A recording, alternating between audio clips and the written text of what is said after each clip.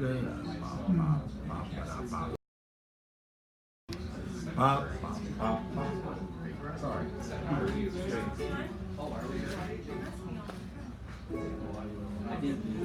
Hey, we don't have anybody on number one. I'll take it. 3 more games. Again? You're good. Okay, all right. I mean, I'm just saying. Okay. All right, just go around here. We're going to start in a couple of minutes. Sharon Scott Fish, you are very honored. You're honored to be here. To walk on the same grounds you walk on. Shows are up 2-1. I never.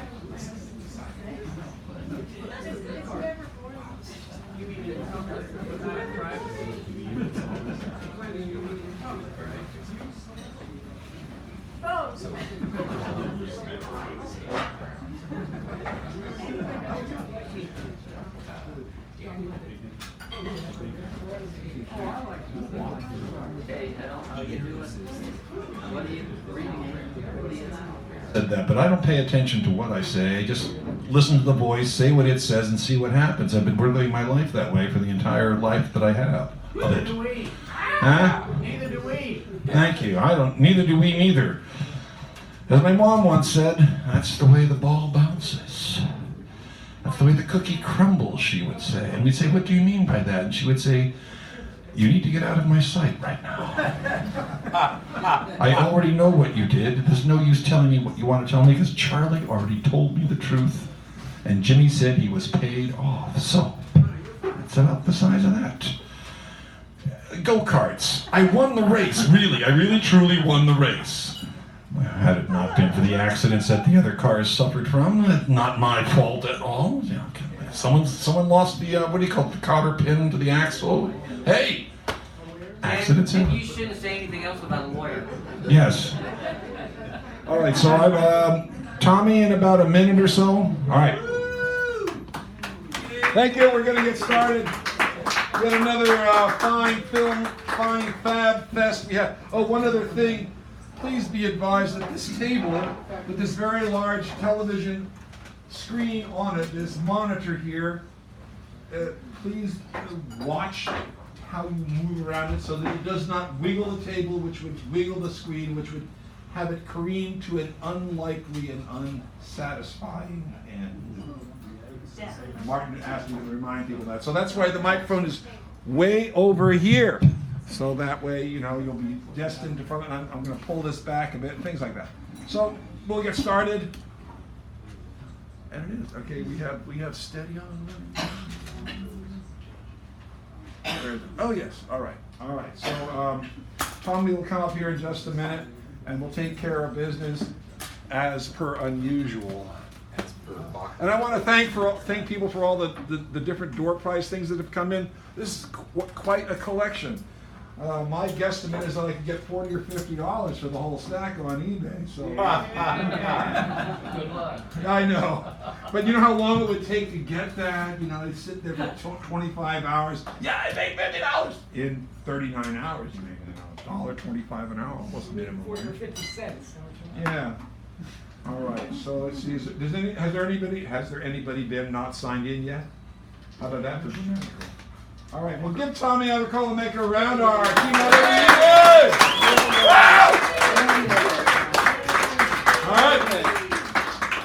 All righty, daddy, duty. So my task is to read something by other people.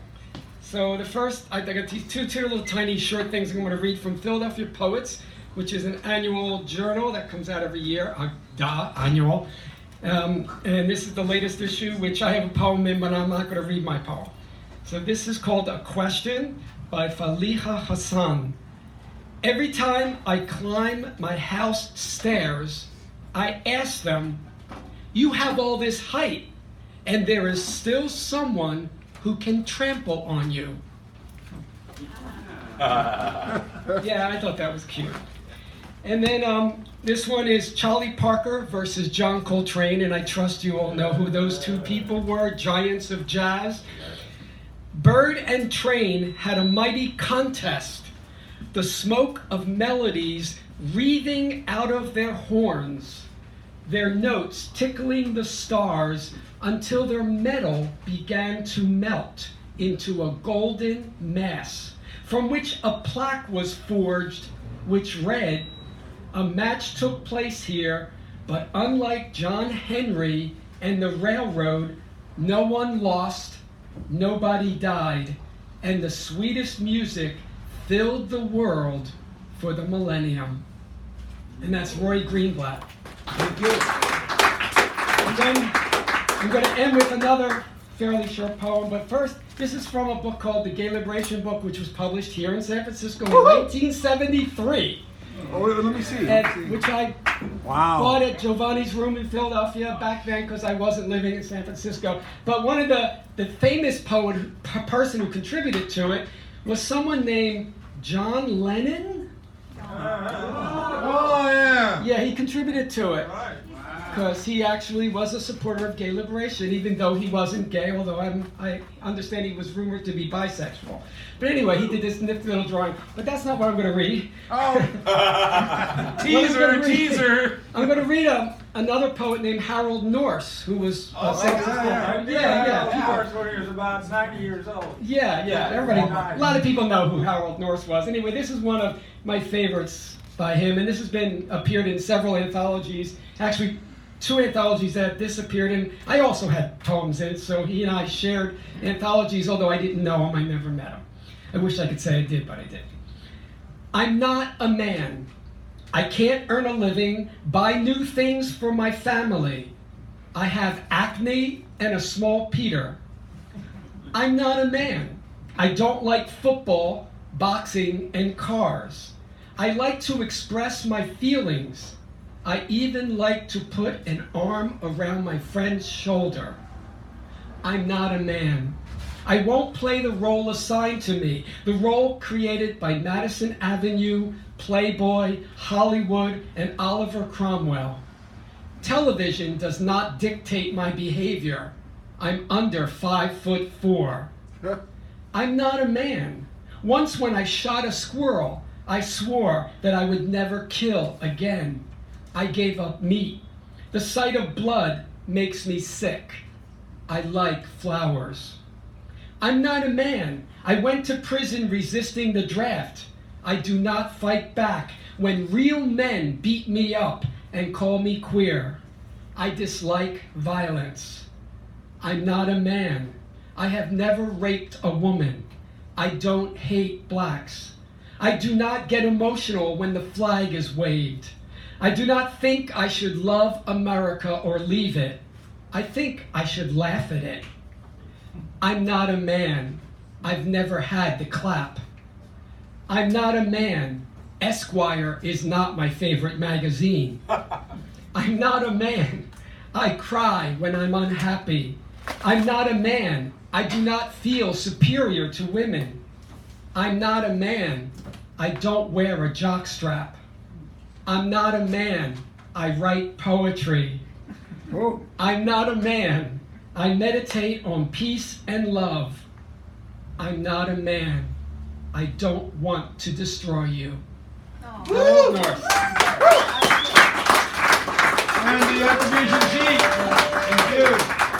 Now we have a go make up.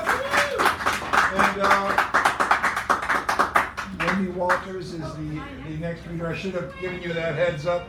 After Wendy, we have Edward, George, Britt, Owen, Andrew, Buford, Tommy coming back. The keynote always comes back for the open. And then the free radical, that happens to be me. It's one of my nicknames, one of my 2,463 nicknames.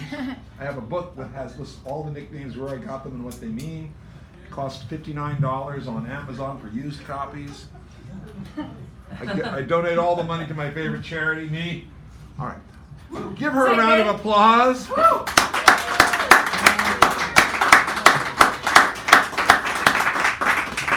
Okay, I'm going to start with a quote. I've been collecting quotes since I was 18.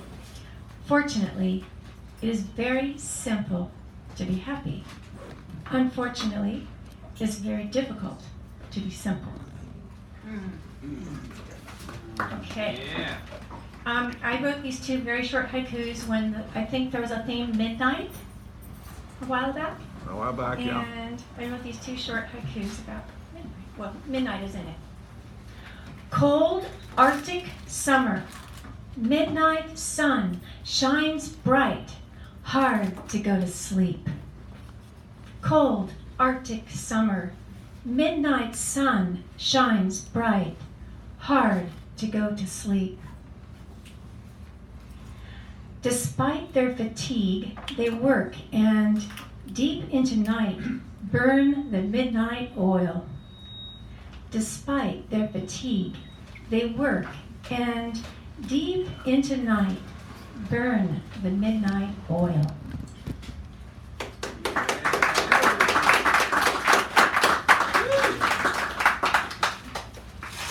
How much time do we have for today?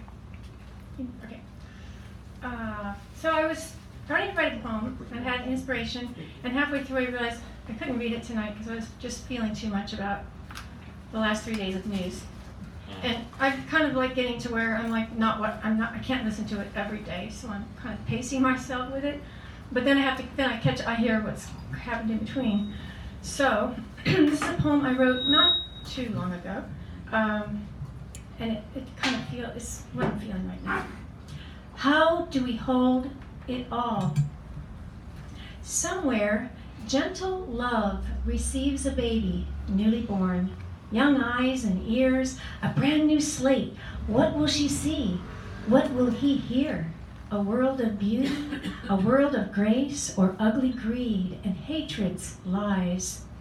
Ugly greed and hatred's lies in places where bombs drop from terror skies, in places where people lack power to thrive, where it is rare to eat an adequate meal or sleep in a bed with a roof over one's head. How do we hold it all, aware of these differences around the globe, from wonders sublime that raise hearts high to the cruelty of indifference that shocks the soul? A fresh new life with hope ahead, others cut short or haunted by dread. Somewhere, a village comes to be. People build houses, grow food, and sing. Art is created on every street, and millions of trees are planted in a day. Hundreds of thousands care for the earth, while climate careens with change. While climates careen with change on the earth, fires wreak havoc through miles of land. Whole towns are destroyed by water and wind, and families by guns from without and within. Yet somewhere else, somehow, some way, kindness reigns and hope shines its ray. Where children in hospitals laying in beds receive comforting cards on Valentine's Day. And in another city that decides to show care, parking meters play unusual roles, helping end homelessness as their goal. Positives and negatives, side by side, reveal the heart's wound of disbelief, the mind uplifted or horrified as well, light and dark, reflecting all that is. How do we accept such disparities? Keep our hearts open, keep our faith strong. We love and fear and wonder what will be. How do we hold it all? It takes an effort in this day and age to find good news, hidden often as it is. May we find the balance, may we see the truth, and always find something to soothe the pain of any soul. Something to love beyond the hand of fear. Something useful to build solutions and hope, and something to someday or now be glad for.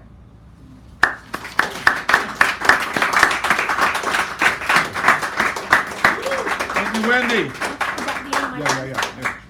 And now the mighty Ed Mike Hugh has come forward. Give him a round, please, ladies and gentlemen. Come on, I don't hear anything out there. Of course, I'm going deaf, but, not my fault. Thank you, Ed. How are you? Ha!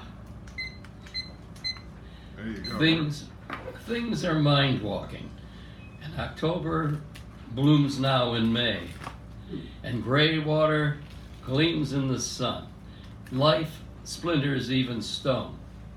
November plants tulips, hyacinth daffodil, things remembered, trail, asphalt's soft stockings gone. I live, steward, helper, toil fights, re-arcing hope. My story, mind walks. And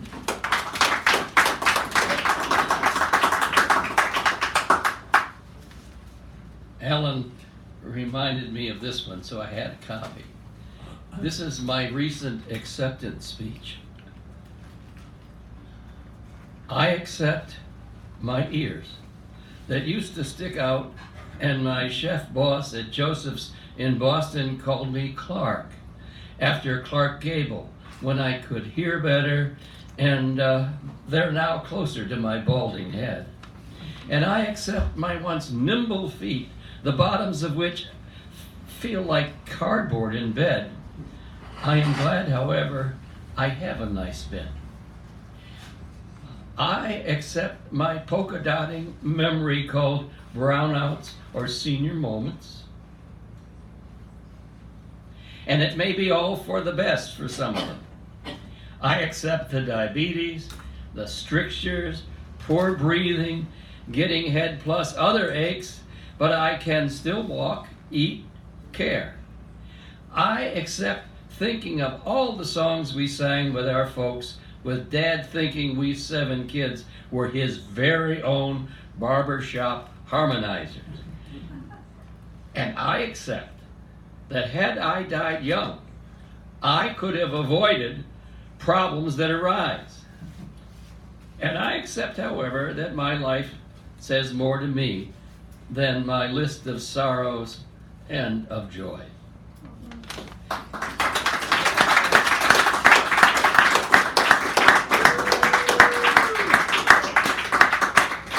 There was no prize involved. Thank you. Now, George Lister, give him a round as he comes up, please. Thanks. Is that good? Fire. I'll raise it up a little bit and I'll make focus in on you. There we go. Perfect. Excerpt from a piece called The Moose. I lived in a little New England town for a while where they didn't collect the trash. You got to take it to them. It could be an adventure getting to the dump. River Road, as the town road was known, was usually in reasonable shape, even in winter. As long as I could make it down my sometimes icy and snow-packed hill and onto the highway, I'd probably be okay. One Saturday in early spring, when snow and ice were mostly gone and the temperature was above freezing for a good part of the day, I loaded the car with the week's trash, put the dog in his spot on the back seat, and headed for the dump. River Road is level, but it's winding and makes its way along Quimby Brook, a tributary of the Ottauquechee River. In one of the few houses built along the road, people were on their deck barbecuing. One of the men was wearing shorts and a t-shirt. The temperature was nearing 40, which was about 60 degrees warmer than it had been a few weeks earlier. A bit further on, I rounded a bend which went first to the right, then back on itself to the left. A large, full-grown moose was standing in the middle of the road. Moose are no longer regular residents of Vermont and tend to stay across the border in Canada. It's unusual to see a moose anywhere in Vermont, and shocking to encounter one standing in the middle of the road. There was the big male who spent 76 days visiting a cow named Jessica in a barnyard in North Shrewsbury, not far away. My girlfriend Sally was visiting, and we went to see this one morning. Sure enough, about 8 o'clock, the big guy, head full of antlers, wandered out of the woods and slowly ambled towards the barn. We were standing along the barnyard fence with about 25 other people. The farmer, Larry Carrara, was standing beside us, and as the moose got closer, he said, "Watch this." There was a pole sticking straight up out of the ground, and the moose butted it hard. The pole swung away, then back, and hit him in the head. He repeated this a few times, then gave up and continued towards the barn. That moose does that every day, Carrara said. The farmer sold souvenirs to visitors, took time off from his job at General Electric, appeared on television and in Life magazine. Eventually the moose disappeared, and the farmer wrote a children's book called A Moose for Jessica. It is estimated that 70,000 people visited his farm during that time. The population of Shrewsbury is about 1,000. The moose standing in the middle of Killington's town road was female, smaller, although still quite large, and no antlers. I slowed to a stop maybe 50 feet from her, and we stared quietly at each other. Max was interested, and I was worried he would go nuts. The moose slowly headed for my car and stopped directly next to the driver's side window. Neither of us moved, and the dog seemed so astounded he didn't make a sound. She was only inches away, her still head facing forward in the direction I had just come. Her large dark eye on the left side of her face seemed to stare at me. A car slowed to a stop behind, and the driver turned off his motor. My heart was pounding. I decided to not look directly at her as she was not looking directly at me. I felt like we were beginning to make sense to each other. It's difficult to know how long it lasted. It's one of those episodes that seems to have nothing to do with time, except for the many years since, and how clearly I now remember. I did not want to make the first move, and I probably couldn't anyway. She was more or less blocking my way forward, and a line of cars was now building behind. They all stopped, turned off their motors, and waited. After some time, I suppose the moose had had enough. She turned to the right and sauntered away into the woods, along the side of the road. Gone. As I think of her now, in the eye of that glorious wild creature, I can feel her saying, "I am here to be with you for just a moment. Then I will be gone, and you will look for more than you knew before." Now I can see in my dog's Elizabeth's eyes, I will be here with you for this moment. But do not forget the wild. I will head for the woods as well. But because I love you, I will always come back. Thank you. True Tales. All right. With Peter, with Owen, Andrew, Buford, Tommy coming back, me, William Carlos Williams, Alistair Cook, and William Frawley. Okay, the evening's theme, pornography, downtown. Was it before television and Faye Emerson's overflowing breasts, a walk along Broadway branching telegraph in downtown Oakland? A slender young woman, a nude mannequin in a store window. Was it Conn's? Was it Capwell's? Was it a side window at Bruner's? The young woman looks out the window with blind eyes, telling the young boy his budding interest. Nothing about life, about the warmth and creases of real flesh. As the store designer crawls onto the stage behind the closed window with an armful of the latest fashions, hats, underwear, long skirts.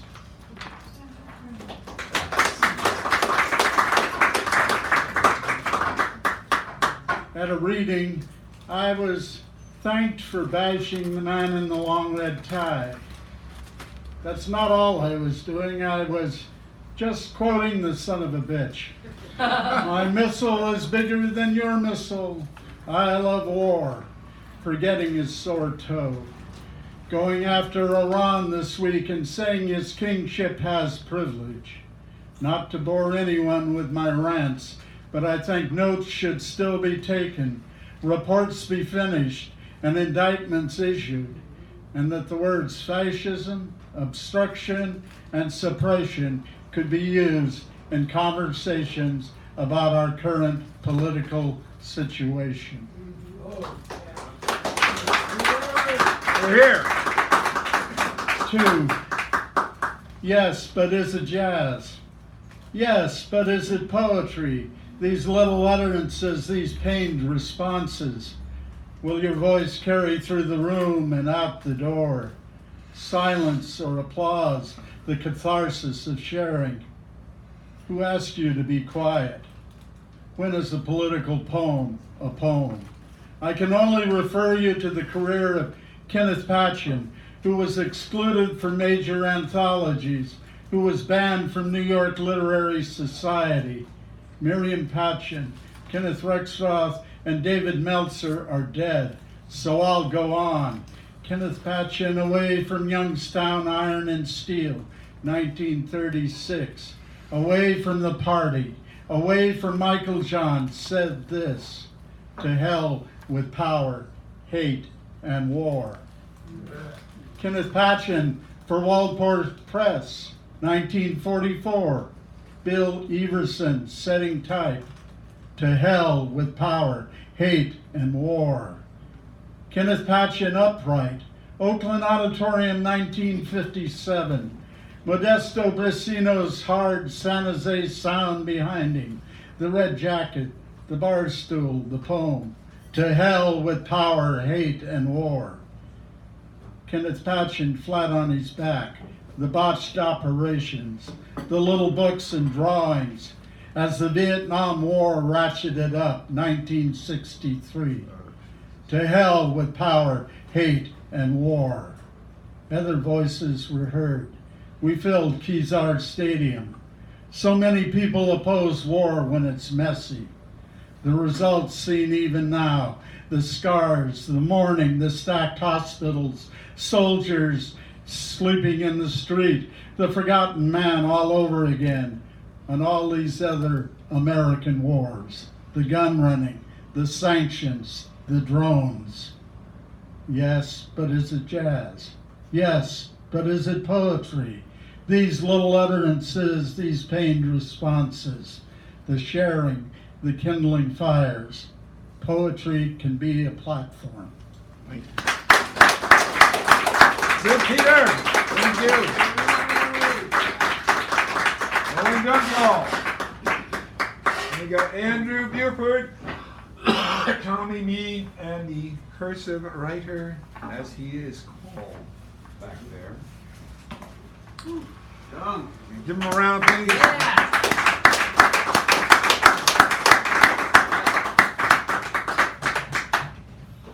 Okay. Watch out for the screen there, Owen.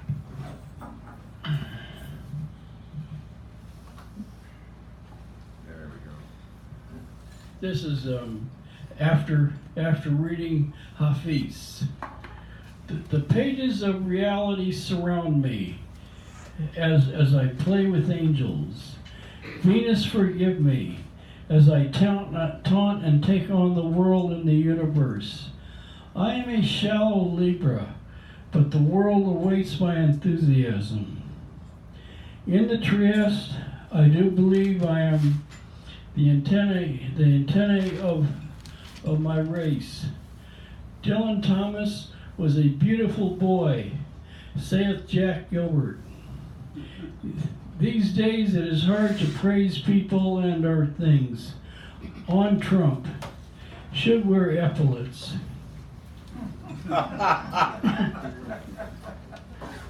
Yeah. Apropos. Yeah. After Hafiz, a gloomy day outside was a metaphor forming on my lips. I wish this cold day would be warm as a warm desert wind. Oh, sleep, I run blissfully back to paradise.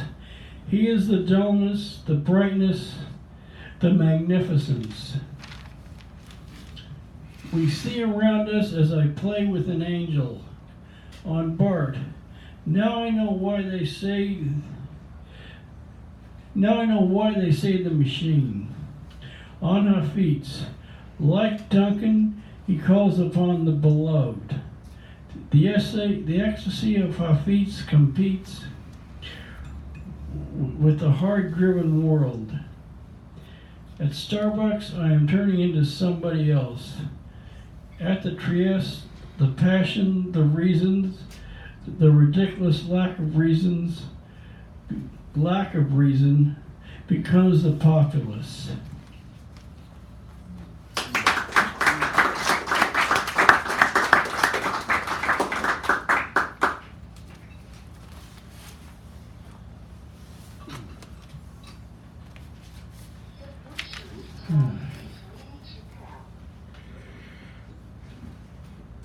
Roll, ball and roll, high sea, white mists and fishing poles, stuck in the black sand, layers and layers of sea foam, much like beer loam.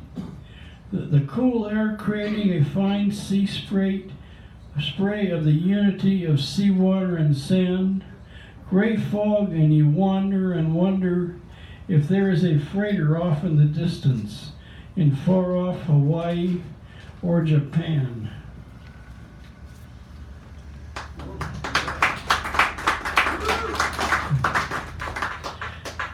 Liebestod. The sun on orchards, rising and taking its turn, changing places with the moon, seeing who will rule the heavens. Its glory is as becoming as the sea, the sullen sea with its choppy waves that wear a dark blanket of night blood tranquility, speaking to me with the treachery of a sorceress at peace with herself. A sea at peace with the sand and seaweed, the world at night at peace with itself and oneself, ecstasy and languor, agony of night and fire, the music of Wagner, the sea and the sky, in heavenly rapture.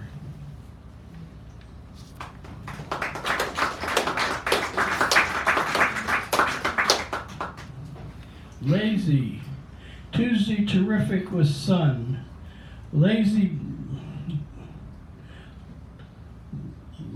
brooding into instant ineptitude, the glory of running all over, trample the flowers, flora, fauna, tumbling like drier dreary days at last benign. The sun has conquered at last, it sally forth into the daffodils, great which you must see. Madness is joy, madness is a leap of faith, that is I think I am ardent. Hotcher is where I am at what I am at a loss for. Mad Shelley leaps into the rain.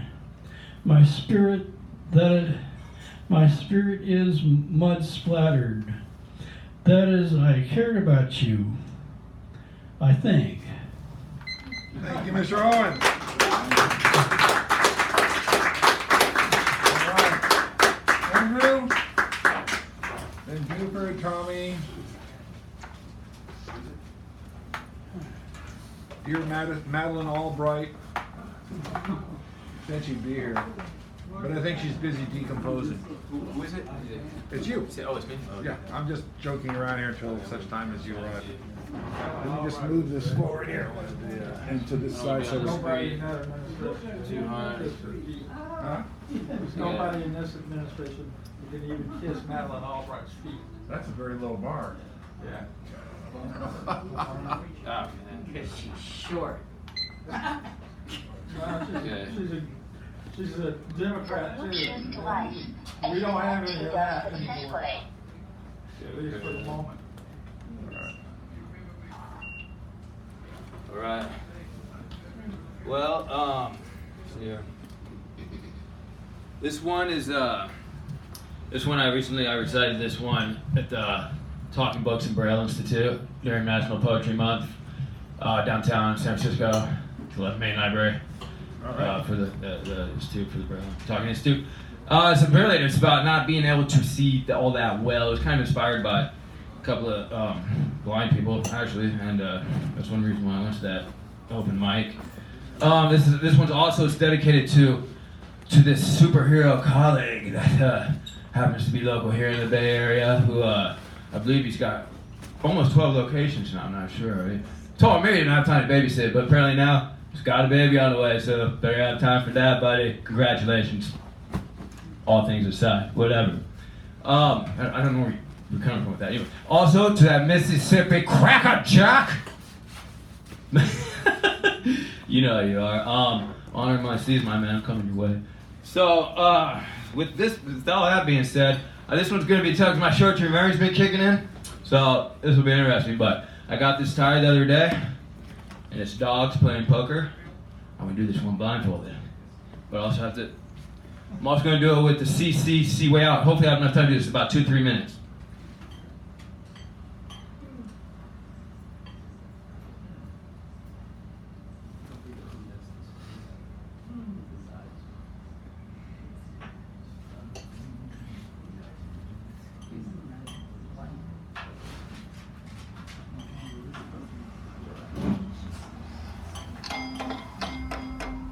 CCC in a roundabout new path.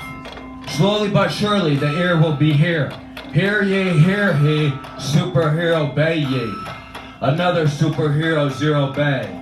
Bay A, Bay B, Bay C. Where? Here. Sea dog. Find your devil, Bay A. Aftermath call. There's a mistake right there. Get on the level, baby. Sounds so queer. Get a good look, babe, see? Level 3 there. Blindsided. 10-7, devil, my dear. Sight my mind, new information in thee. 1 through 10, through the 1, 1, 2, 3, see. Angels here, trumpet sound, humans class C.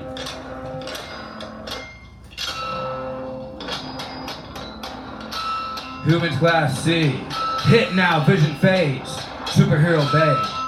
Time's not here, time's no more, dreams will convey. Up and down, back and forth, living in fog. See to thee, smoke up, climb to the raft. They will get you, they. Superhero fear. Rise above, dive back down. Sea level flee. Sea level reference point. Get you they. They release the dream of sea. Through the fog. And you can find that one on metaphysicalrain.com. It actually has A, B, C, D, E.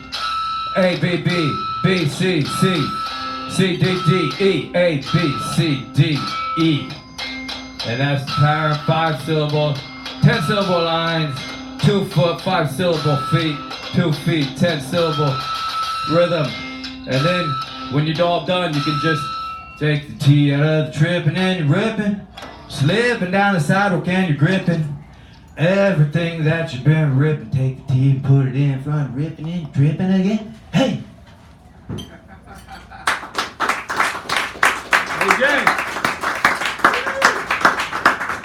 And now the magical and talented Mr. Buford Bunsen is coming up here to levy his experience for our benefit, etc. and so forth. Give him a round, come on, ladies and gentlemen. You guys put it out there. That's how you put on your rock. All right, good. I'm about 7 inches shorter than you, so thanks. Yeah, you're welcome. We try to accommodate. It's 6:44 p.m. I need another poem besides this second one to keep up with the prolific fellows at Cafe Trieste. I'm tired from working with teenagers at a high school, but here's my effort. Now it's 6:45 and I still need one more. The rigor is important. All right. Yeah. Rigor. This is called My Room. Yeah, that's a long way from here, thank God. No, actually, I wish. You're talking about your school room? I wish it were a lot closer, but it's not. Anyway, I know. my room. I take off my outer shirt, the cover for my ego gone, like my father in his undershirt t-shirt, reflecting my 2,400-mile difference from my childhood through early 20s and a couple of times in my 30s and 40s. It's too small, and the opportunity to move elsewhere, possibly with a great person, is imminent. Wow. Thank you, Mark. Thank you, folks. Tommy's coming back. Andy. Oh, thank you very much. Yeah. All he did was bend down to pick up the phone that fell from another student's pocket. A student being handcuffed outside the fast food place where his classmates were gathered.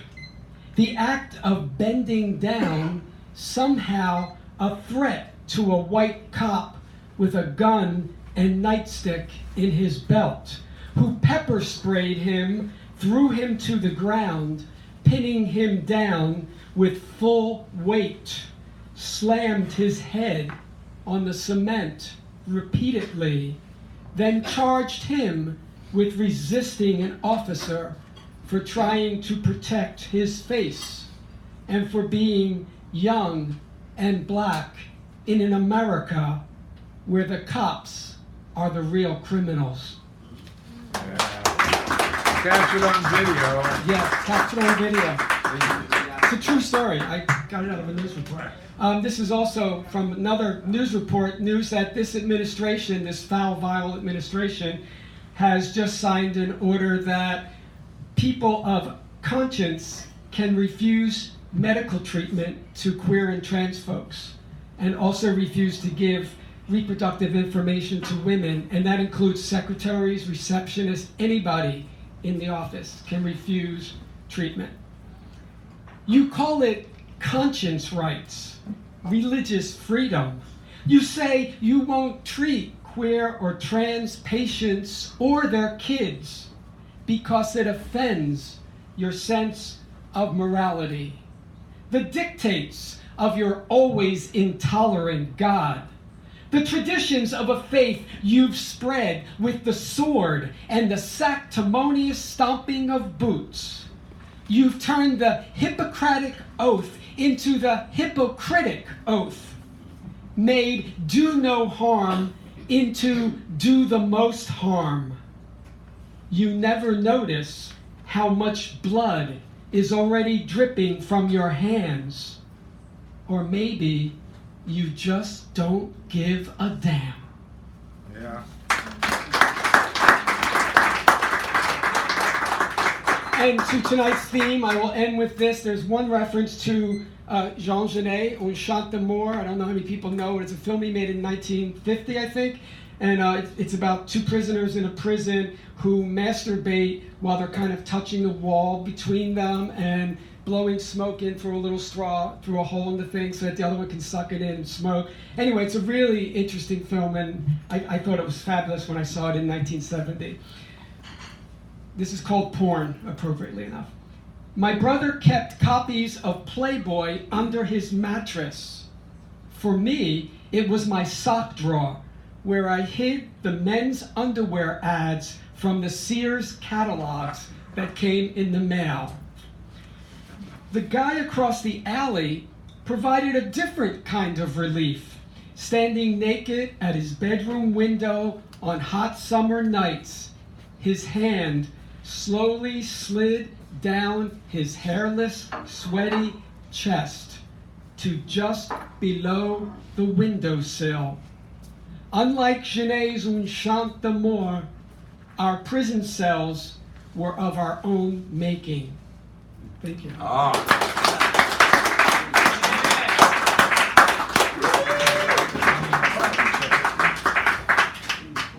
Well, ladies and gentlemen, here I am. Before your very eyes. Actually, before my very eyes. Actually, you're before my very eyes. Now I have a microphone. Where'd my glasses go? Here we go. There we go. A or B? C. B. Okay. R. Thank you. All right. You said B, right? Okay. Okay. It's his choice. Okay. So these, one of these is for you, Wendy. Okay, so Not the first one, though. Not the first one. The second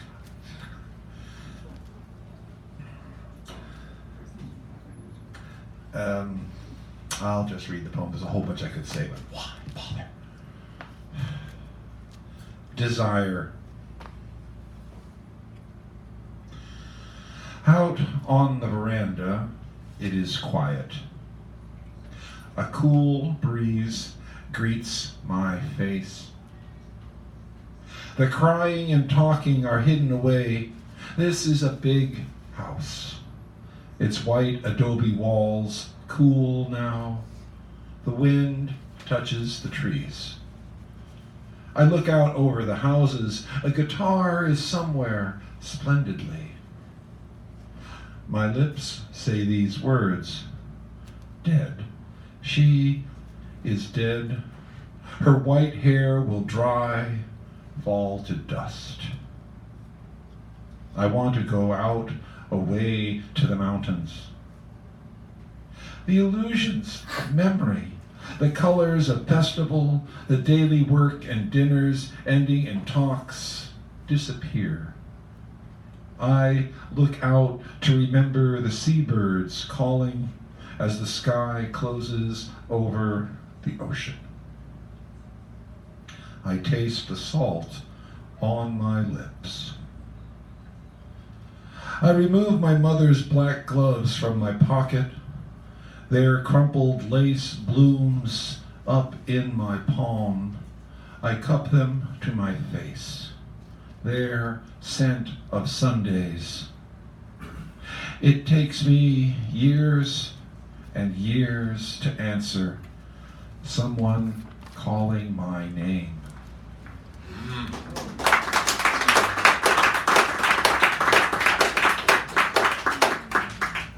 And this is another one in a similar vein.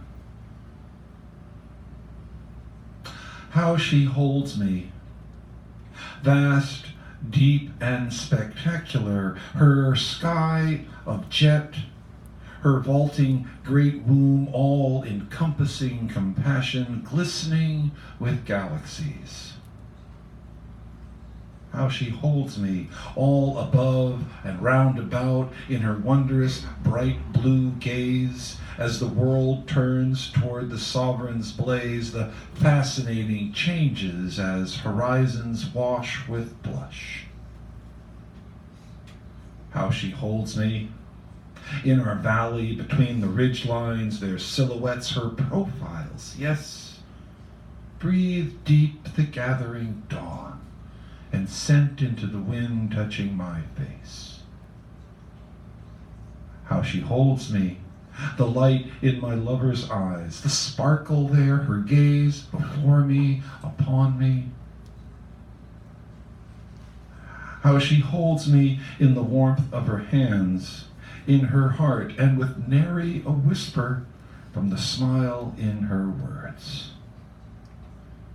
How she holds me within our hearts, upon our world, forever and ever, on and on, how she holds me. Thank you.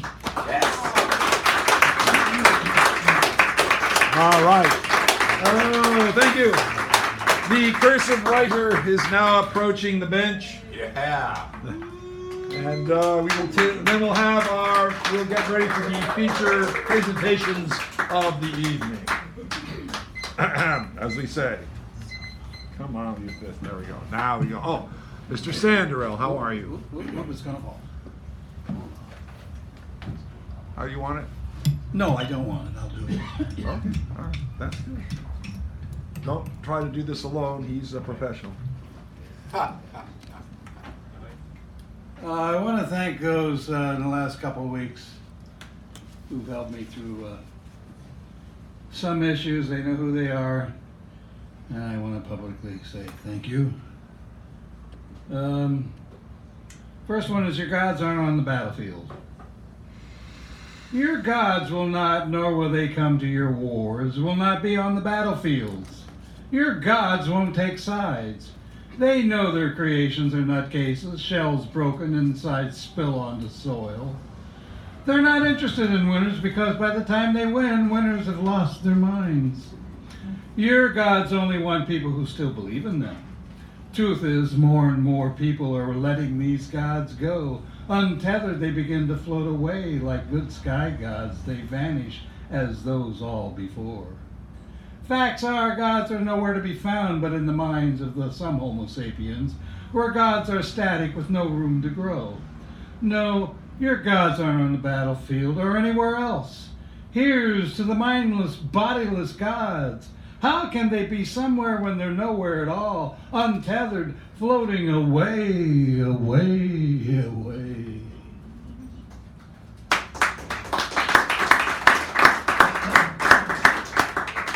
You claim to honor.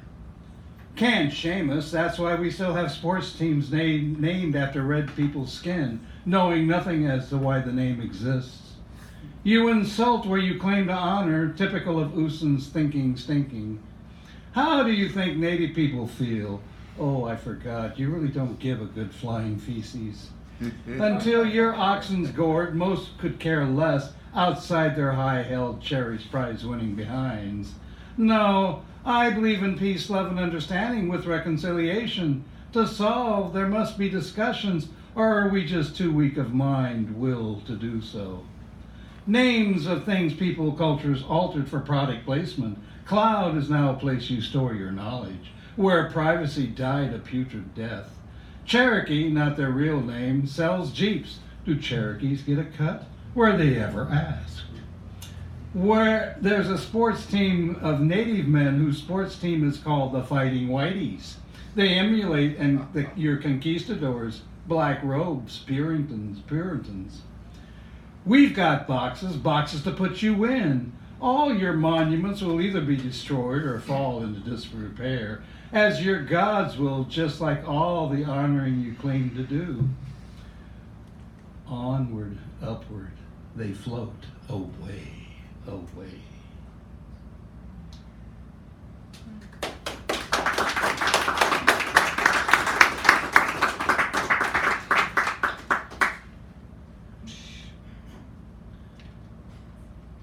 We may just quit there because I can't find the other one.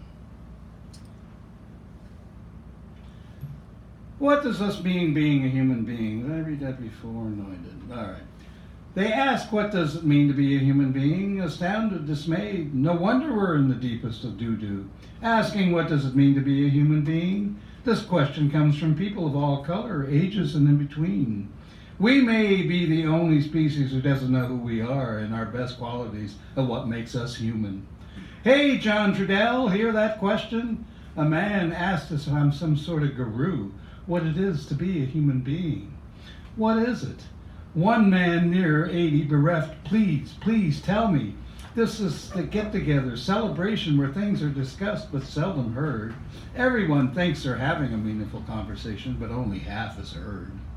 It's about pulling back from your worst instead of carrying through with destruction. It's finding your empathy, sympathy for the others than you without writing their narrative in your head. You know those boxes we have ready to put everyone in. It's about a pulling back before you decide to go in for the kill, realizing it will only bring more destruction, not a road to peace, love, understanding, reconciliation. Because you're not totally brain dead, pull back, everyone lives another day. Homo sapiens, stop killing humans. Perhaps day comes when humans overpower Homo sapiens, replacing them with a softer, kinder side of life. The human side. Thank you. For Dan Burrell. All right.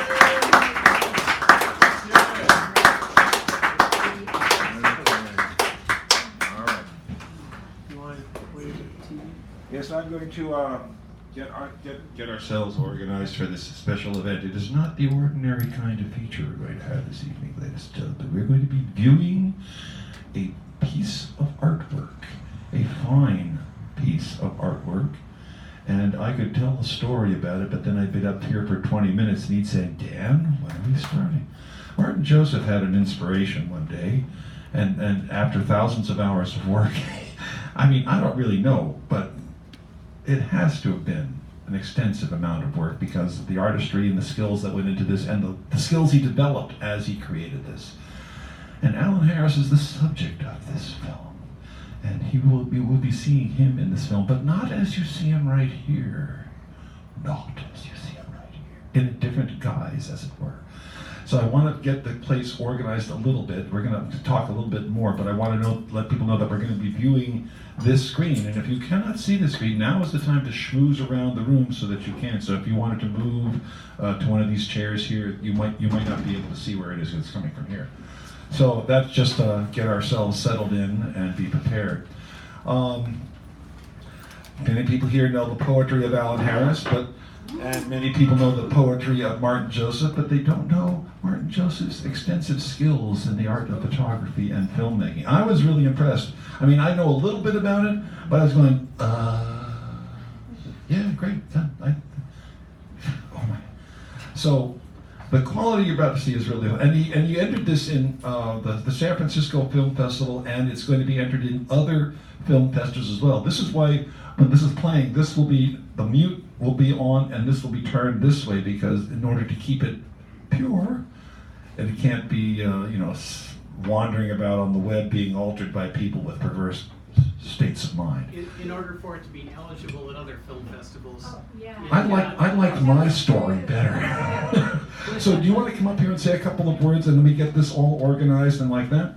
Sure. Okay, so Martin Joseph's going to come up here. This is going to be great. We planned this, actually. We planned this. So why don't you come up, get things organized. I'm going to take care of this. Find a seat that has you comfortable, able to see this particular screen, and I'm going to move out of the way. Perverse states of mind. Huh? I want to hear more about these perverse states of mind. I'll put my brother in touch with you. Thank you, Dad. Hold on a second. Let me, actually.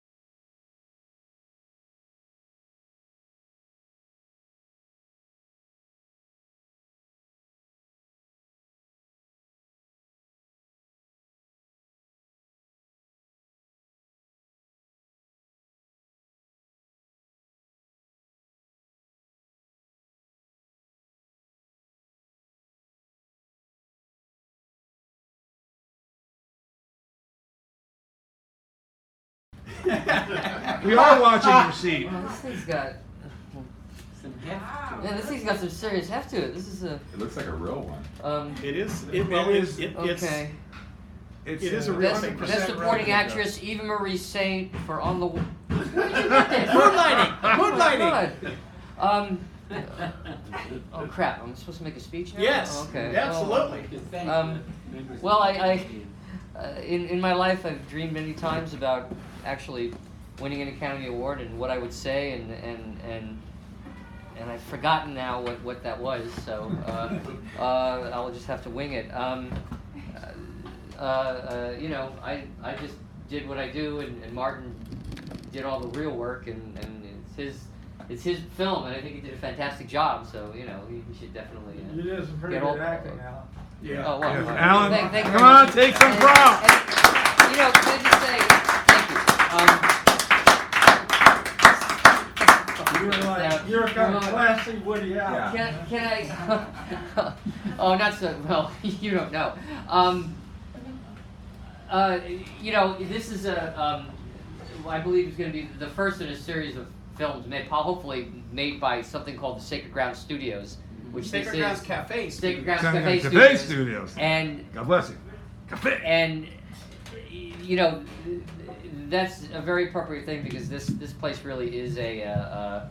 I mean, I feel like it's my second home, possibly soon to be my first home. Don't ask why. But it really is, and somebody once said something to me that I really have taken to heart. She said, "In San Francisco, your friends are your family." And looking around here right now, I feel like you folks are my family. And I don't come here as often as I'd like to, but that doesn't mean that I don't feel that way. So, thank you. Thank you. Alan Harris. Thank you. Thank you.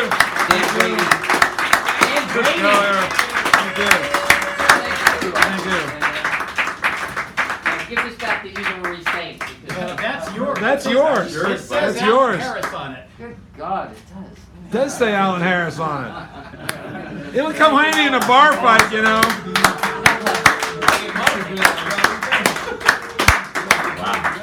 Wow. What a treat. He is forgetting something. Uh-oh. Something, you know, just like, you know, he gets up there, he's focusing on this, you know. But, you know, you'll notice over here, producers, Martin Joseph is a name on it. The filmmaker, the artisan, the creative agent behind this whole shebang, I think deserves recognition in a like fashion. Can I have a round of applause for that? Martin Joseph, come up here. In honor of many things. In honor of many things. It says here, in honor of many things. Martin Joseph, we are proud to present this to you. Give him a round of applause. Each. Wow. He's not as surprised as Alan Harris was. This is so unexpected. That's so unexpected. I didn't have anything prepared. I do want to thank Alan for making all of those poems. I want to thank the Appomattox Indian brave who 400 years ago contributed the DNA that fills every Y chromosome in my body. I want to thank the woman who could barely read and write in St. Louis in 1948 who decided to have me anyway. And I want to, of course, thank the Academy. The Academy. So thank you so much. This was great. Beautiful. Wait, one more thing. It seems that there's 3 executive producers to this film. Yeah. It says Martin Joseph, he got one. Alan Harris, he got one. And who's this guy? There's a pattern here. Dan Brady. Dan Brady, come up here. Oh my God. Oh no! Oh, the nepotism. He didn't know about this one. I didn't know about that. I knew about his. William! No, wow. Okay. My best tie. I want to thank every bit of protoplasm that formed in the primordial seas 543 million years ago. The my second, And their lawyers and agents. and the lawyers and agents who are now getting in touch with me because everybody wants a slice of the Oscar. I am flabbergasted. Yeah. I'm flabbergasted. Like I said to Ellen, this will come handy in a good bar fight. Look at that, yeah. No, but this was a fun thing. I didn't expect this. I have never had one of these, but I do now, thanks to this. You knew about this. Yeah, she knew. Oscar, we shall go and have good times together. Nice legs. Thank you so much, the Academy, to everyone here. Give yourselves a round of applause. Whoa! And thank you. I should have seen that. I could have seen that, done the math. And now to present the Best Picture Award, Warren Beatty. We're going to take a break now, ladies and gentlemen. We need one publicity shot with Publicity all three of them. shots. Alan, come up here. Come on, Alan. Oh, and you got the shot right there. Wait, bring your Oscar. Oh, let me take my glasses off. Something So shorter my, than him. okay, here we go. There we go. There we go. Wait, let me get my right side. And the orchestra plays us off. Thank you. Thank you. Go ahead, make me move. All right, we're going to take a little break. We'll come back for a second show. Thank him, thank yourselves, and shmoo. Yeah. All righty, righty.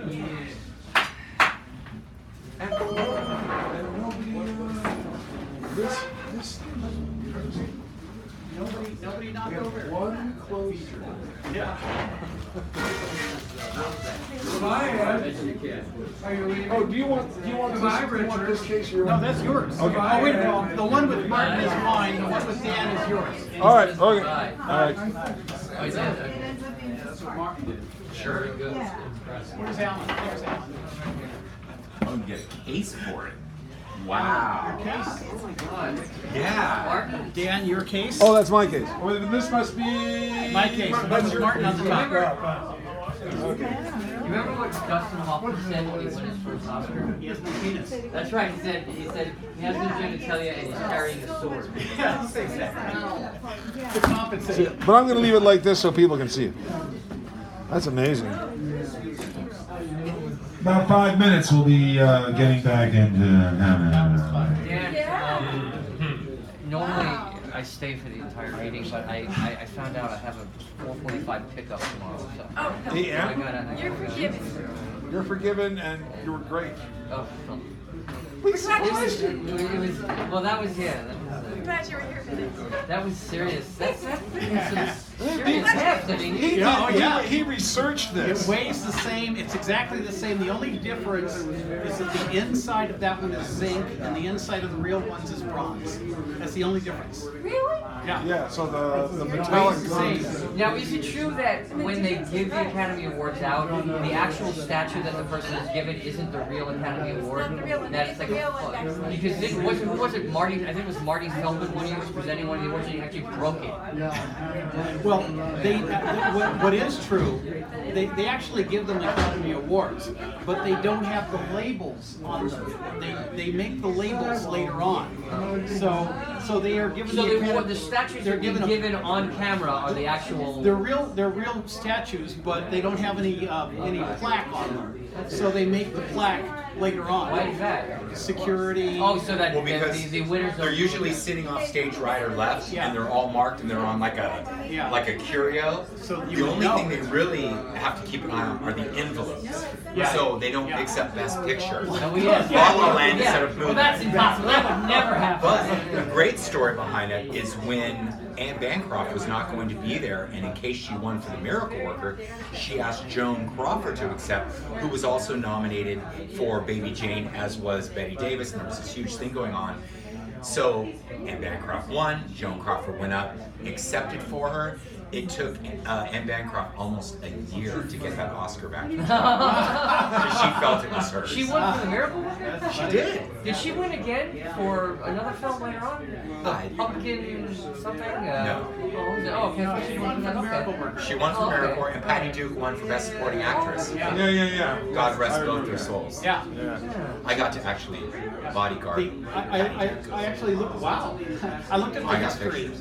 and it used to be that it would take 5 or 6 weeks because the engravings were made elsewhere. But nowadays, what they do is they have them pre-engraved, and then they affix them about an hour later to the award itself, and then they destroy the ones that were, because they make one for each nominee, and then they destroy the ones that didn't make it. Right. Wow. Would you like to get a hold of one of those? Yeah. Well, it's also, so when they go out to all the parties, a lot of times they bring them with them. Because in past, sometimes they will go missing. Yes. Yeah. You know, I heard a really funny story once. You know Richard Harris, the actor? Of course. So he told a story about one time he was presenting a presenter at the Golden Globe Awards, and it was the year that Jenna Rollins was nominated for it. And he was presenting the award best actress of dramatic film or whatever, and that she was nominated for it. And he said before the ceremony he ran into John Cassavetes and Jenna Rollins, and he told her that no matter what it said inside that, whatever name was on that card inside that envelope, he was going to say that she was the winner because he liked her performance that much. So when it came time for him to read the winner, he opened up the envelope, he looked at the card, he saw it said Jenna Rollins, he announced her name, and Jenna Rollins and John Cassavetes looked at each other and freaked out because they thought that she had not won, but he made good on his promise. She ran up on stage, and the first thing she did before she accepted the award was demand to see the card, to see the name on the card to make sure it was her. I love some of the stories behind it, especially the Golden Globes, because they're just getting hammered. Yeah. But some of the stuff around the Academy Awards is absolutely amazing. Very few ties. Remember the tie between Barbra Streisand for Funny Girl and Katharine Hepburn for A Line in Winter? And Katharine Hepburn did hers, and then Barbra Streisand had to wait. She got to go second to accept. And she came out, she stares at it, she looks and she goes, hello, gorgeous. Looking at the Academy Award, right? So, and then one other time it was very, very close was my friend is not recently, Silence of the Lambs, Jodie Foster, and Gina Davis for Thelma and Louise. They had to recount them like 3 times. And it was separated by like 10 or 15 votes eventually. Well, Gina Davis was not. What's that? Wasn't Susan Sarandon also? Yes. But really, so Gina Davis. Oh, Gina Davis should have won. I mean, I loved Silence of the Lambs, but being retired law enforcement, there were so many things that no, she wouldn't have done that. But I just thought Gina Davis did the most amazing chameleon role. Remember in the beginning, she's going back to the Snicker bar. Yeah. Remember, and then by the end, she's this. I just thought Thelma and Louise was a masterpiece, but so was Silence of the Lambs. But I'm just still amazed at how the thing happened in La La Land. Still amazed. So I have a question. Everyone likes sitting next to you in that film. Very few people wanted to sit next to you. Did you notice that? No, I didn't. The one guy that. Did you see the one guy looking like, what the fuck is this guy doing? No, you. Yeah, that was the Chinese guy, right? Yeah. That was fun. Yeah, I wish there'd been more of that actually. I actually, the characters in the background are fascinating, and then looking out the window and seeing what's going on at 19th Avenue. Was that one ride? Well, actually, we did it like 3 times. Oh, 3 times. Okay. But it was the El Terrible between the ocean and Westport. So, and actually, between poems, that was the route map of the El Terrible. And, I saw it. It happens quickly, but the red dot. Oh yeah, I watched. Yeah, food goes in there. Yeah, I gotta go. I watched it. It was great. It was a good centrifuge. I like the texture on all of you guys. Kind of made you guys think like him more of a character than you. Yeah. But then again, he's more of a terror. Yeah! Oh my god, I thought it, but I wasn't going to say it. Yeah. I almost made the, when he was up here, I was going to say, the small people. Not the short people. I brought it home, but Yeah. well, I found it on the street. Were you recording all that? No. Just the last week. So you recorded last week or the week before last? I record when I'm finding Oh, got it. Okay. and sometimes with a standing agreement with Dan. Oh, got it. Actually, I found it perfect. Thank you very much for everything and more. And like, I'm big on like tiny bites. Yes, you did. That's the thing though, Alan, you are. Oh, that's All right, well, Ideally, whoever gets it, carry back to you. Oh, it's good Take to care. see you too. Bye-bye. And remember me for all your notification needs. Yes. Oh, yeah. Absolutely.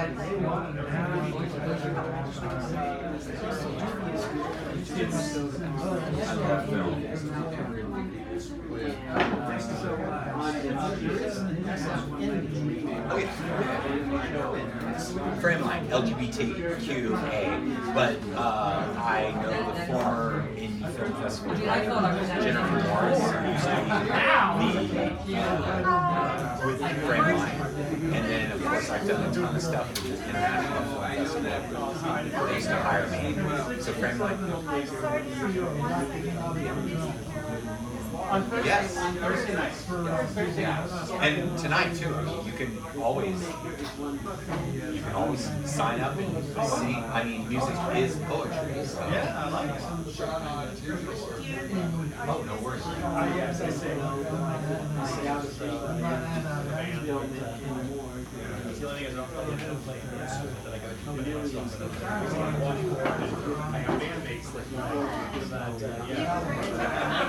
Yes, sure, I can always go back. I sing a lot of Johnny Cash and I have it in the backing track. I'm gonna come check it out.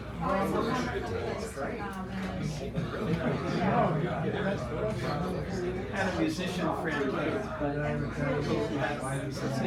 the reason I became a musician was to unwrap tangled chords. I had a musician friend who was party at my house one night. The reason I became a musician was so I could unwrap tangled chords. My friend Chris Williams owns everything audio visual in San Francisco, and that was one of the first things I had to learn how to do. There's a whole art to it because they're very expensive, and if you don't, they will wear out very quickly if you do not.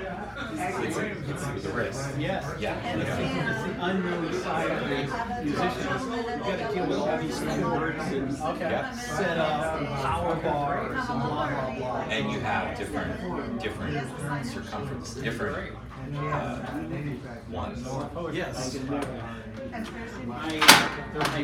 teach at various places, and so I teach audio visual, I teach comedy. So I'm always doing this audio visual stuff. I just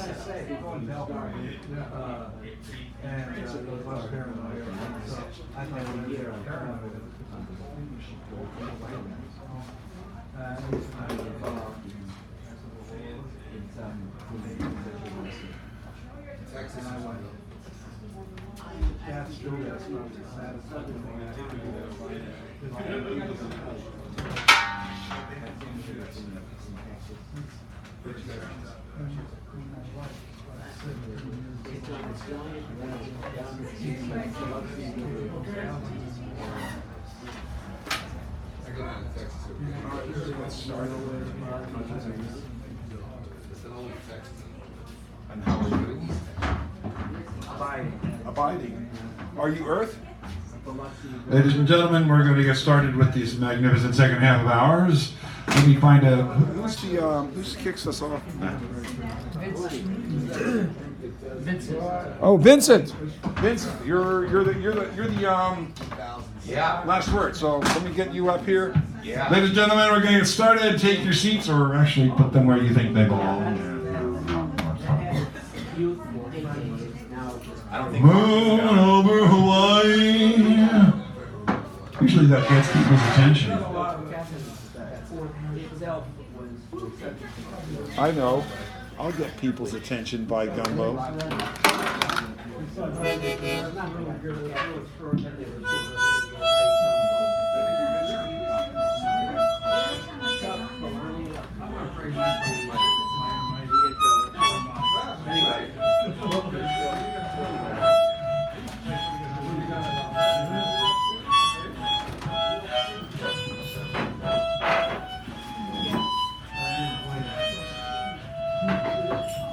There we go.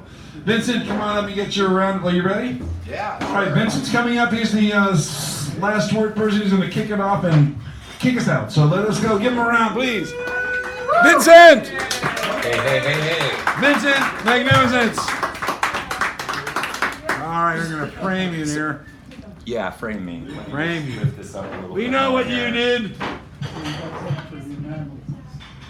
Martin, you done?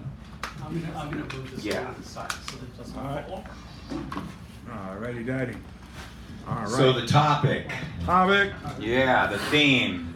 Rob. Rob. This is called Wasting Time on the Hub. Click, it's bait. Click, I can't stop. Not love, but hate. It keeps me framed. It keeps me sedate. Like a drug, like a close friend, you take me away from the day. The creation of the lie, you want me, I'm there. It's too much hard to deny. I don't dare if you disappear. There goes my flare. Not in my heart, but in my loins reign, and in my fucked up brain. I peer, and in the final moments, click, click, back comes the bait. Wasting time on the hub for just a cheap rub. Out with the truth, out with the towel. My right hand the sleuth, my neurotransmitters again and again fooled. And still full of fret, out in the world full of remorse and emotional debt. It's time to admit, my search history tells all with the type of a P. I'm not emotionally tall, but like an injured animal, I'm painfully small, and like the search history, I click, click, and delete. The cookies disappear in my gut, and from the screen, the end result tells all as I close the laptop, unable to relate to all those around me who want to physically intimate. Not an easy topic, Rob. So once I did that one, I had to kind of think about how porn negatively has affected my life. So this is actually two poems about the same person, okay? So it always starts good and then it doesn't end well. Okay, so the first one is called The Nights, and it's a lyrical, if I can get it open. It's a little slower, it's a lyrical, and it's an answer to a poem called The Days, and this is called The Nights. I see the marquee and the mosaic tile, and the moon rising, illuminating a deep glow, lighting up your lazy gold eyes, pausing for that moment's light, and the time slows and the traffic stops. To my heart's abnormal strain and glacial muscles and worn bones, the barren plains along my shoulders and tear-stained deserted chest, your waxy dark brown skin slowly dripping into the meld, arms and shoulders coiled, bonding flesh to the candle's flicker, our fingers weaving between a slow rotation back again, arcing back slowly in motion, the soft twill of sweat's warm trickle, seizing my whole body, and the seconds stand still, out of the loneliness and the emptiness of the nights.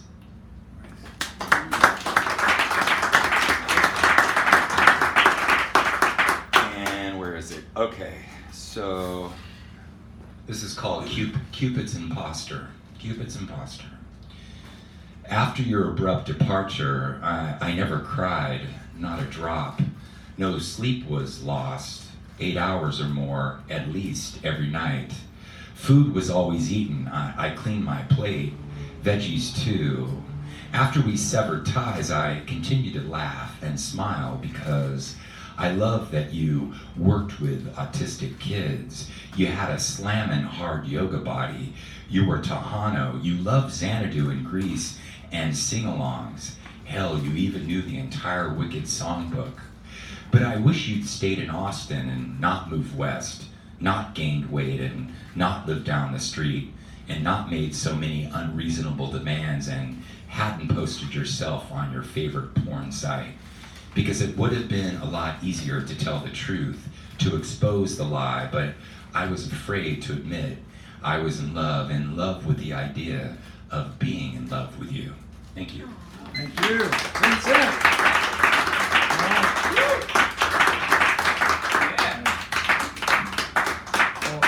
Antoinette is next, and then Amy, Rob, Hal, and Richard Sandoval is coming back. Let me get that. Well, you're supposed to be the mini feature, but you already went up, so I'll have to figure out what you're going to do there. All right, come on, let's go. Look out there, put the hands up. I can't hear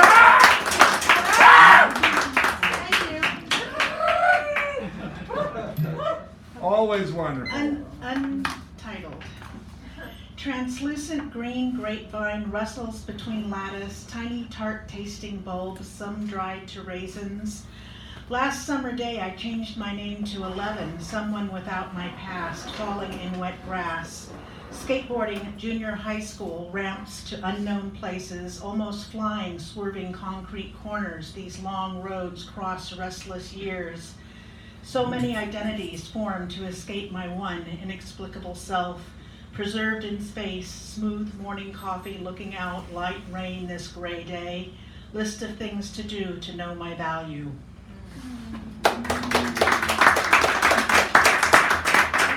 Really short one, please.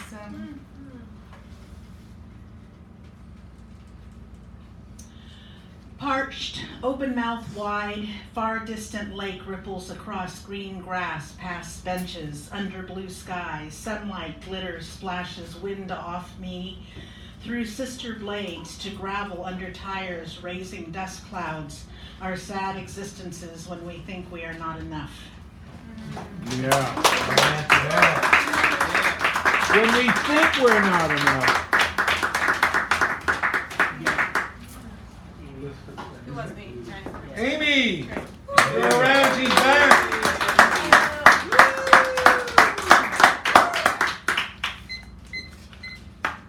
This is called Saying Goodbye to My Father.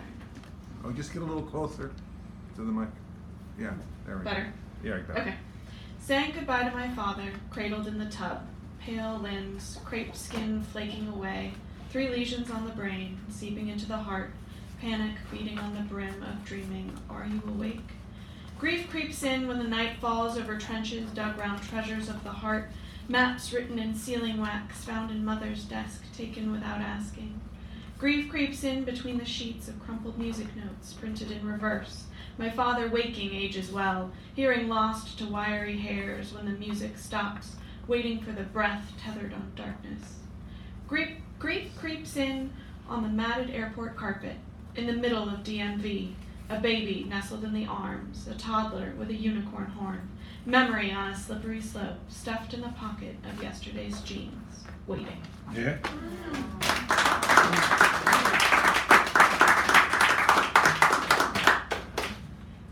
The time we watched Latin history for morons.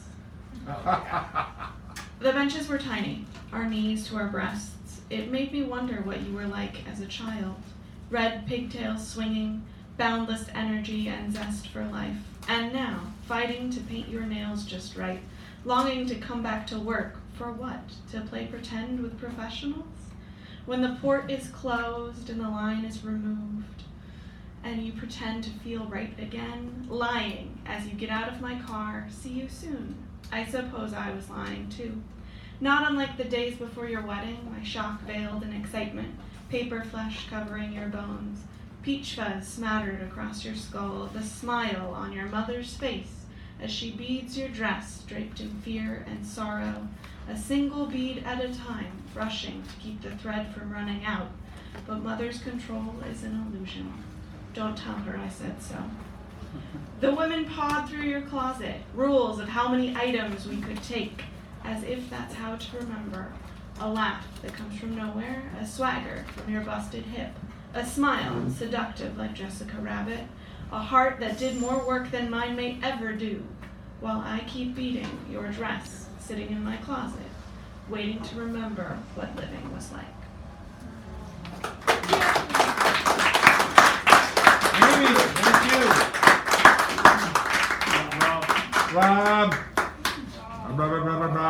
Rob. And we know him well enough to be aware. Be aware. Spare the air. Show a care. Everywhere. Share. Aha. Don't be a square.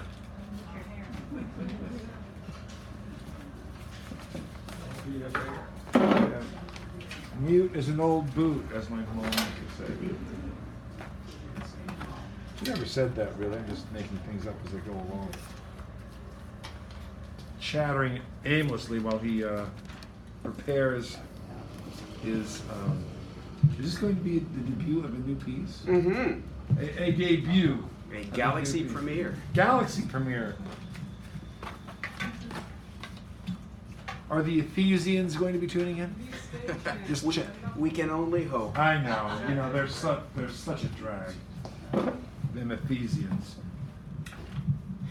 Hello there. I would just like to mention Alan got Eva Marie Saint's Oscar, and Martin and Dan did not read the fine print. Dan got Dorothy Dandridge's, and I believe Martin got Lionel Richie's. So another hand. Another hand.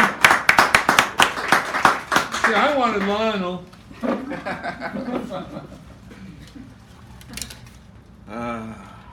But it was the luck of the straw.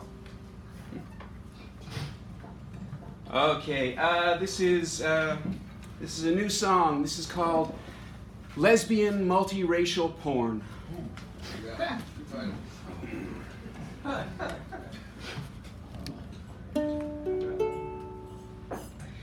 I could tell you we're not full of holes where love was supposed to be, but I wouldn't be fooling anyone. I could say you can't have your way with me by flattering my vanity, but I wouldn't be fooling anyone. I could tell you that tonight you'll all have someone to hold. I could tell you we take care of the helpless and the old. I could tell you no child gets left behind. I could say that all our secrets wouldn't traumatize your mind. I could tell you I don't want to sex up every woman here, but I wouldn't be fooling anyone. I could say that's not a sociopath looking back in your mirror, but I wouldn't be fooling anyone. I could tell you if you saw all truth you would not go insane. I could tell you that this world isn't shrieking in pain. I could tell you it's okay to bring a baby into this life. I could tell you no one here ever opened their wrist with a knife.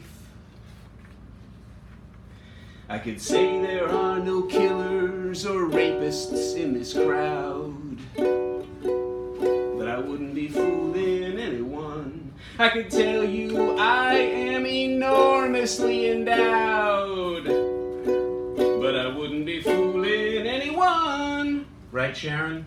I could tell you that prison isn't a crime against life. I could tell you little girls should dream of being somebody's wife. I could say you should all take home a Robbie Love slave clone. I could tell you we're not reaping exactly what we've sown. I could tell you it's not sensible to be a perpetual stoner. I could tell you I do not want an everlasting boner. I could tell you California won't soon combust. I could tell you circumcision didn't cripple my capacity for trust. I looked for humanity's gravestone to see what epitaph I would find. It said, whoever had change in their pocket had no change in their mind. I could tell you if we let it be, it might just go away. But I wouldn't be fooling anyone. I could tell you other animals are arrogant enough to pray. But I wouldn't be fooling anyone. I could say if I were rich, you wouldn't see me with different eyes. I could tell you the profit vultures are not waiting for your demise. I could tell you in this life we're not out here on our own. I could tell you we're not reaping exactly what we've sown. I could tell you I do not like lesbian multiracial porn. I could tell you there was no justice at the Little Big Horn. I could tell you that farts are just not funny. I could tell you that racism is not about money. But I wouldn't be fooling, I wouldn't be fooling. I wouldn't be fooling anyone.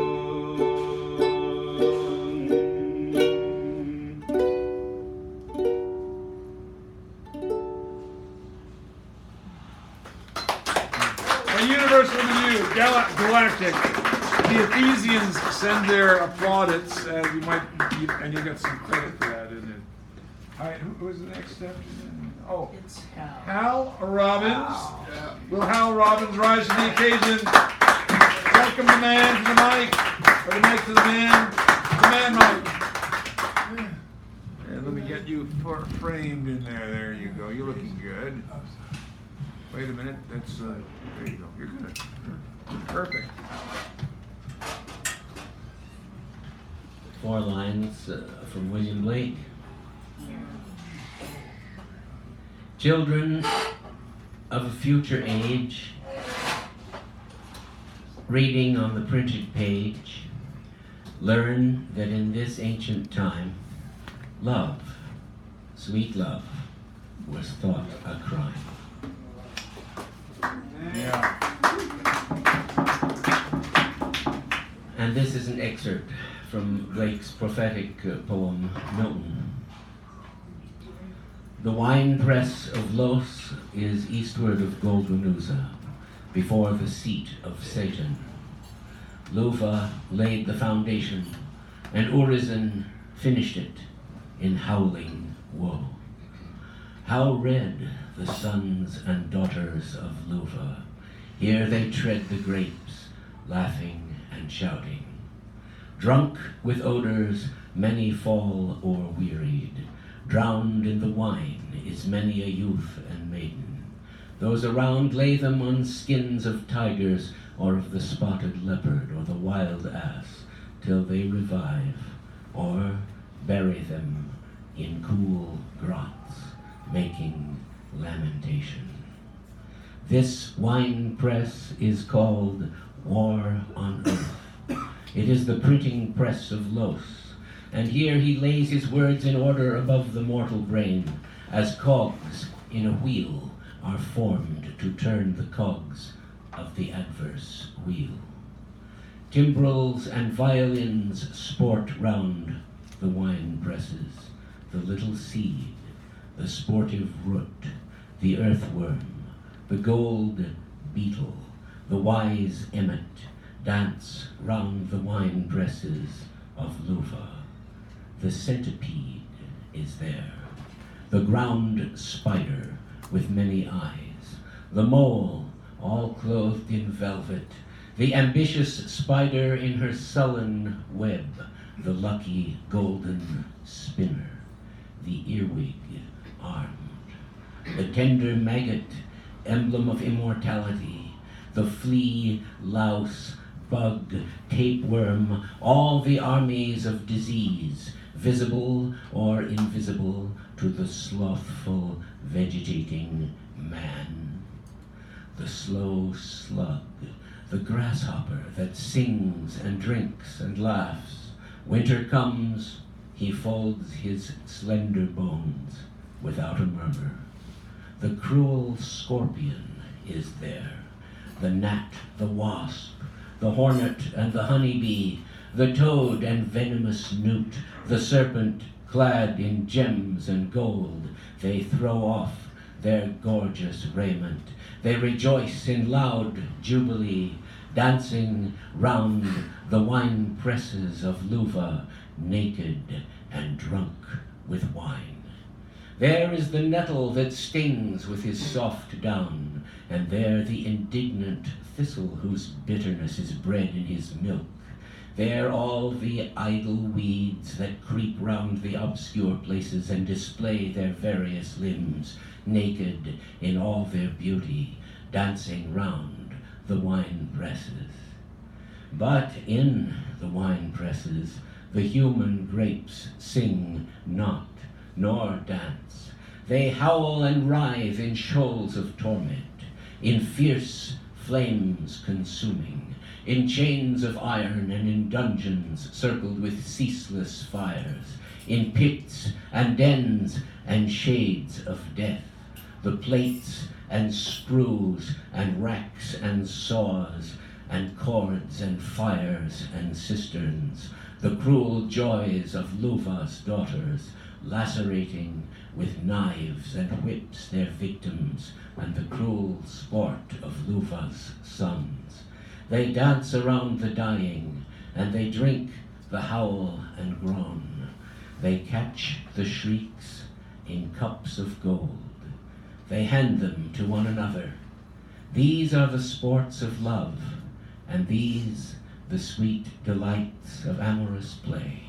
Tears of the grape, the death sweat of the cluster, the last sigh of the mild youth who listens to the luring songs of Luva.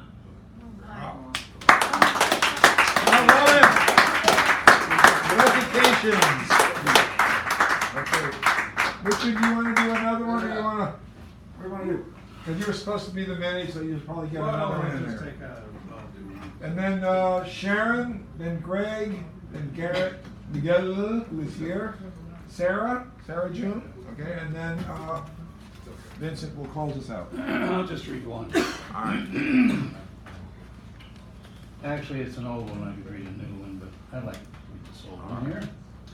It's called Satyricon, Usan style. Satyricon, written about the end of the Roman Empire as it was happening, remains alive in the Usan Empire. Though there is art, music, poetry still relevant, things are slowly heading south. Federico Fellini made a movie based on the book of youth movements of the 60s. Satyricon, relevant today as it is then. At Cafe International, a young, beautiful black woman enters. She wears colorful hippie clothes with a leather jacket. Open, revealing breasts with charming tassels on nipples, no blouse. She wears one of those round straw hats that comes to a point that you see Vietnamese rice farmers wear. She walks back outside, sits on a wicker couch, her throne, which is in front of the mural of people of the earth, displaying herself in the most sexiest of ways. Man boys, men attracted by this flame, siren come, sit on or stand next to couch. One man boy sits next to Splendor, leans on elbow looking up at this young pretty, with a grin of a hopeful young man about to conquer beauty. It looks almost like the Last Supper painting. Sexy. But she's still not to be conquered easy. She knows what she wants and is set to get it. Like the scene in Satyricon where two men boys fawn over a young, beautiful black woman who shows her loveliness. Good thing to partake in as the Empire trips headed toward the eventual fall. It is Cafe International and the other poetry venues where one can see where the Empire's children are headed, as well as the Empire's future. Thank you.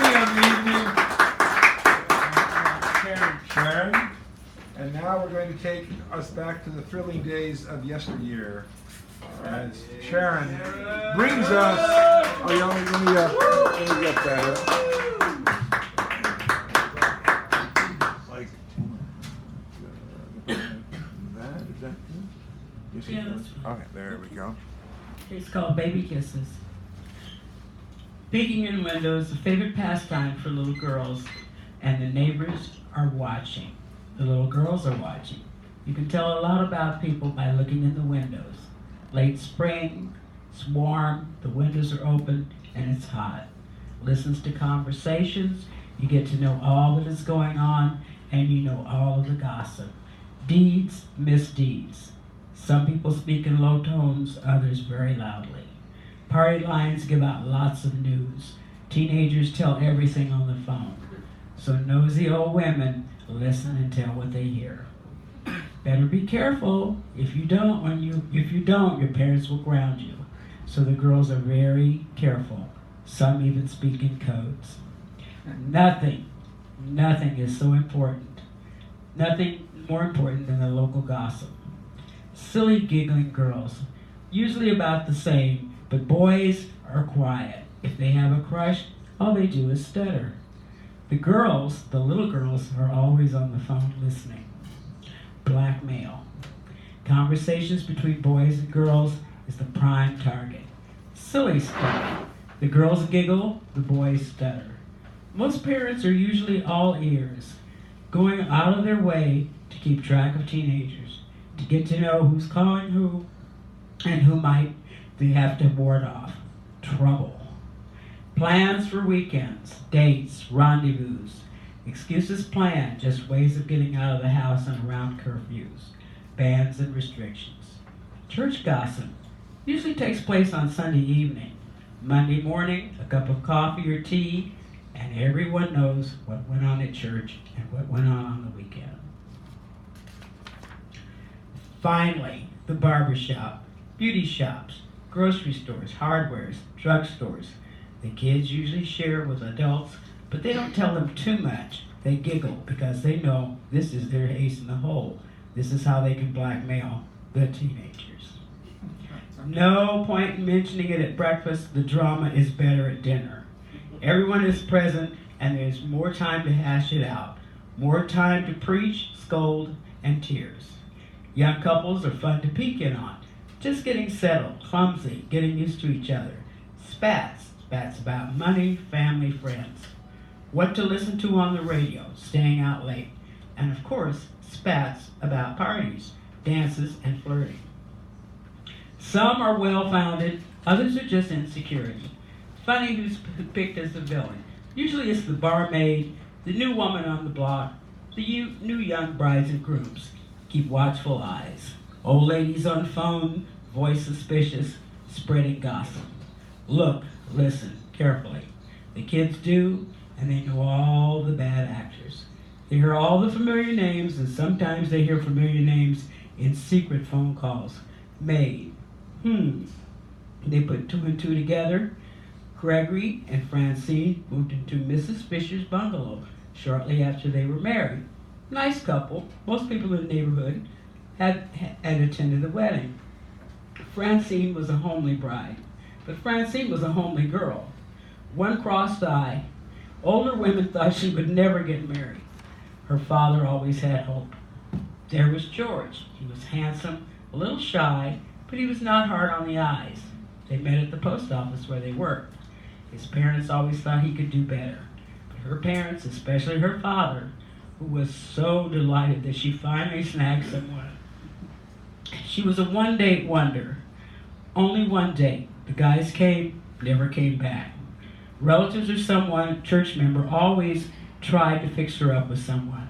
Her father was almost about to give up.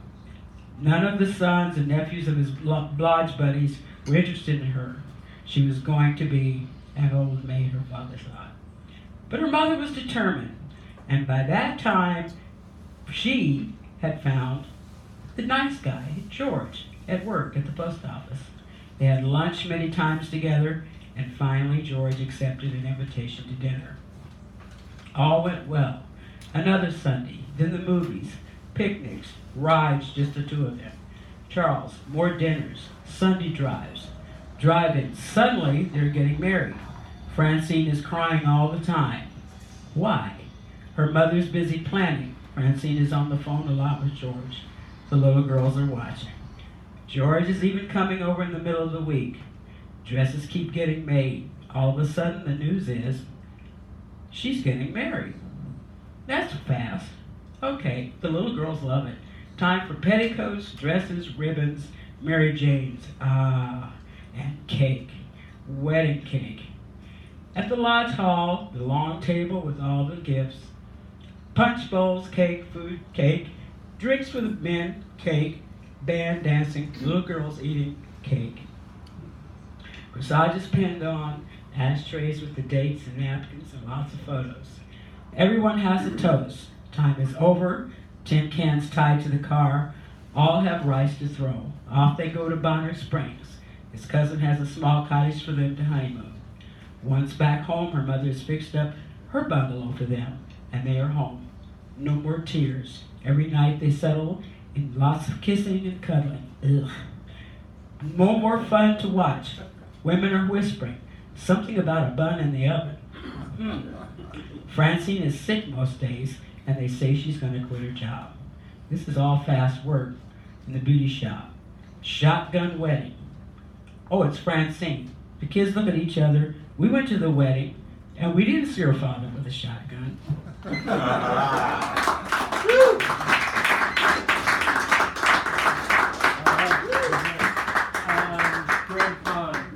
Mr. Greg Pond, kindly come forward, please. And then we got Garrett and Miguel, my co-pilot of the evening. And this is Greg Pond, ladies and gentlemen. The honorable, the careful, the caring, the author of The Strange Life of Many Things. That's not really true. And Brady. That's my book. Black and Blue. Oh, great. Actually, Black and Blues. Black and blue, the colors I use to reach the deeper parts of me, down to my poetic roots, underground where mystery hides, undercover and out of sight. Black and blue, as the twinkling stars dot ebony canvas, like white lint on a navy suit. I separate the lies from truth, brushing dust from the corner of the sky. Black and blue. Melancholy blinds my way. Misery streaks down my dark cheeks and stains my pillow gray. But by the time the next teardrop falls, I'll surely be feeling no pain when I'm back in black in my blue room, watching an indigo flame flicker, rocking in the cradle of my wicker, sitting with a bottle of liquor, listening to the howl of the moon.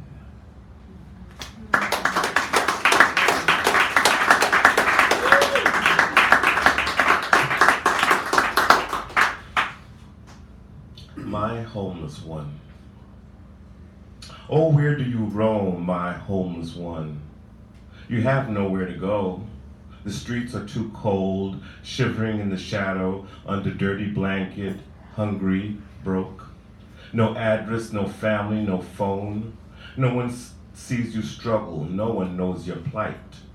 There's no one there to testify or hear you weep and moan. My homeless one, oh, where do you roam? When day is done, who will offer a bite of food? Bathroom to use, a one-night rest, a pillow to place under a weary head? Can't get decent health care, not eligible for welfare, so how do you live your life? And though every day you find a way to maintain, your enemy is always the night. Oh, homeless one, where do you roam? When the cradle is gone, your sorrow is only known to stray cats who cry at night like babies left alone. Residents say they'll offer a donation as long as you move along. They'll even raise enough dough to block any motion and let you know this ain't where you belong. Residents say you can build a navigation center just about anywhere you want, but nowhere near my block, around the corner, and definitely not in my backyard. Oh, homeless one, where can you go to live your life when living is so hard? Yeah. Great Brown. Eric Murphy.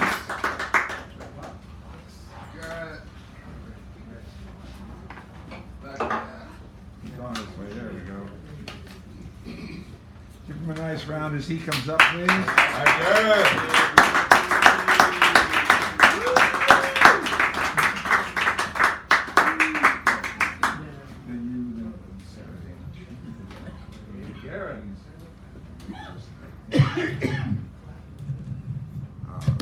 Alrighty, there we go.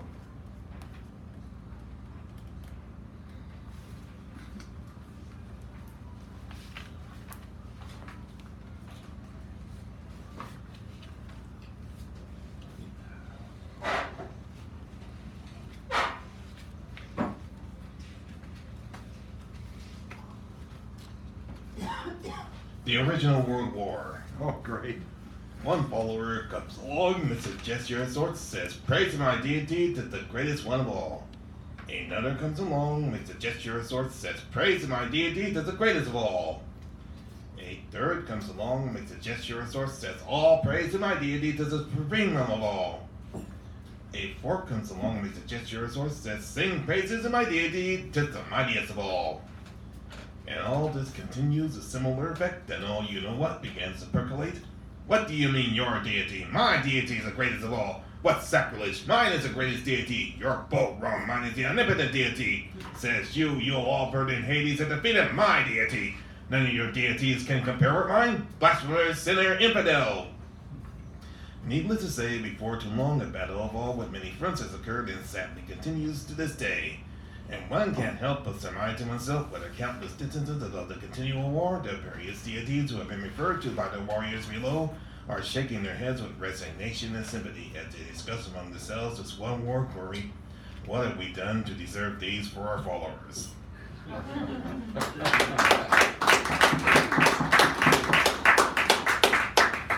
The Oppressor Rulebook. Attention! If you are reading this or hearing this, you have no doubt purchased the Oppressor Rulebook. Rest assured, our aim is to take you through each commandment in this manual to make you achieve all your efforts work for your investment. We shall begin a reading of the commandments, which are as follows. Oppressors expect kudos from the ones they oppress. Oppressors feel good by making others feel bad. Oppressors pick symbols as easy targets instead of going after the actual culprits. Oppressors believe that they are the soul of existence. Oppressors believe that only they can be right and are shocked that others can possibly think for themselves. Oppressors always believe that they are perfect, so how dare we oppose them? The oppressors' favorite hiding places are tradition, popular opinion, authority, poll numbers, and sound bites. Oppressors never believe that their actions are wrong. Oppressors never believe they can never be wrong. That is what makes them oppressors. Warning! Some oppressors believe they can never be oppressors simply because the institutions make that impossible. On the contrary, you don't have to be a race to be an oppressor. You don't have to be a gender to be an oppressor. You don't have to be an economic state to be an oppressor. Don't have to be a hierarchy to be an oppressor. Don't have to be a religion to be an oppressor, or ideology, size, nationality, or any other demo to be an oppressor. You just have to oppress to be an oppressor, and not even work 24 hours to be an oppressor. And you sure can't be born an oppressor, for oppression is action plus intention, not accident of birth. Oppression is oppression is oppression is oppression. Therefore, you too can be an oppressor. And now the replies from the makers and readers of the book. What do you have to say? No, poppycock, preposterous, erroneous. I do it because I love you. Baloney, I didn't do anything wrong. Deal with it. It's your fault, your problem. Get with the program, go with the flow because I said so. Respect your others, jealous of your mind. Just jealous, it's all in your mind. You'll thank me for today. Obey authority, my way or the highway. Do as I say, never mind what I do. It's your destiny, it's genetic, in your face. You just made it up, made it up, made it up.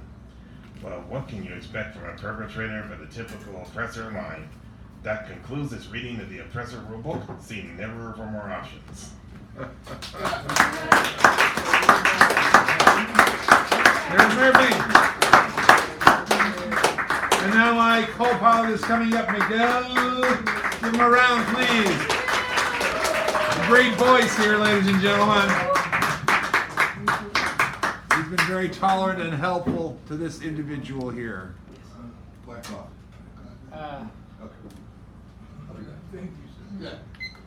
It's a pornography thing. I didn't want to write too much about it, so it's a haiku. Oh, how pernicious, salacious and fleeting bliss pornography is.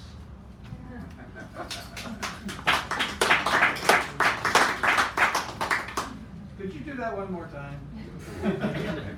Really? Yeah. I mean, haiku, sometimes we do that, so. Oh, how pernicious, salacious and fleeting bliss pornography is. There you go. Pernicious. Alright. This one is called Sympathy for the Antichrist. The evils never left, for the demon is him. Upon this realization, morals began to dim.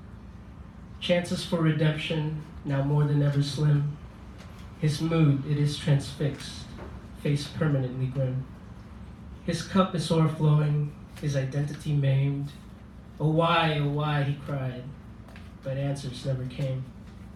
He confessed, was contrite, he knew it wasn't right. Caged by divinity, what is morality? Poetic malevolence, destiny unfolded, laments lack of control, or how he was molded. It was given to us, it was given to all, free will, that's what they say. Oh please, clean slate I pray, after all the dismay.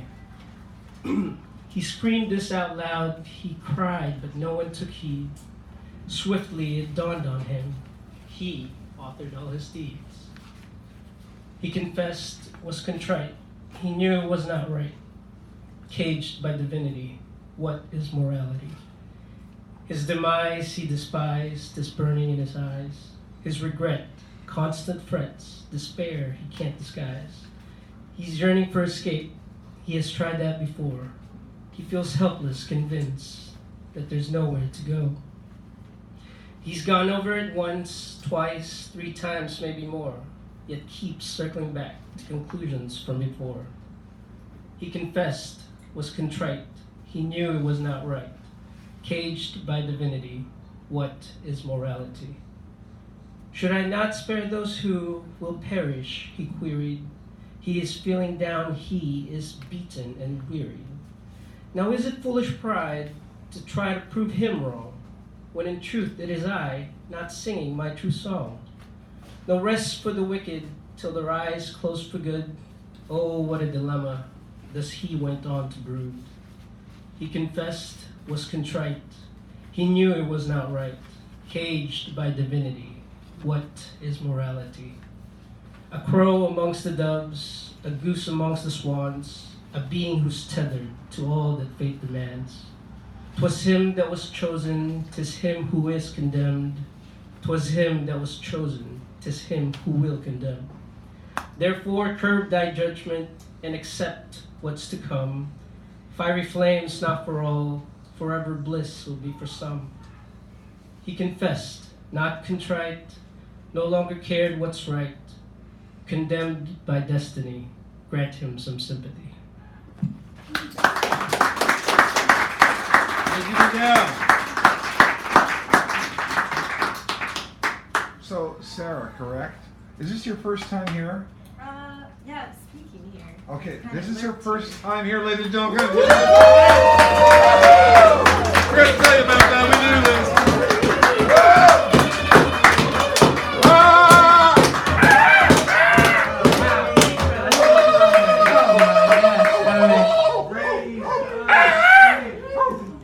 Alright, yeah, I'm kind of new to this whole writing thing, so here's my repertoire. We all are. And yeah, I'll call this one maybe a rough draft. Every time I pick up this pen, I feel an insurpassable weight. 25 pounds of clay in disarray around the studio, and the voice of a woman claiming I couldn't be molded from my mother's artistic seed.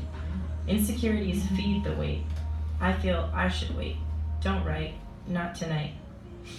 Every time I sit at this desk, I'm reminded of a life no more complex than the rest, no dark, twisted elegance, the creation story of art with heart-wrenching glory, the kind that moves you, moves mountains.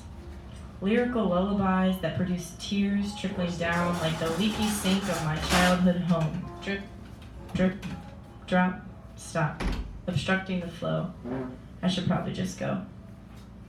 Every time I stare at this paper, I hear a chorus of all the maybe laters which turn into maybe nots. Disposable camera full of old shots.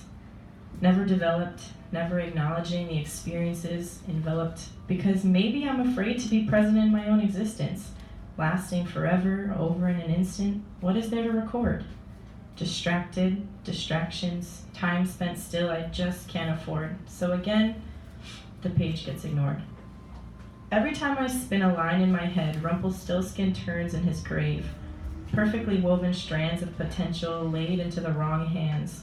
My soul seems to demand that it does not belong to this body. The firstborn child will not be named poet, artist, but it may be named dreamer, hopeful, optimist. For all I know, it begins with this. And so I pick up the pen. Hello, old friend. It's nice to finally meet you.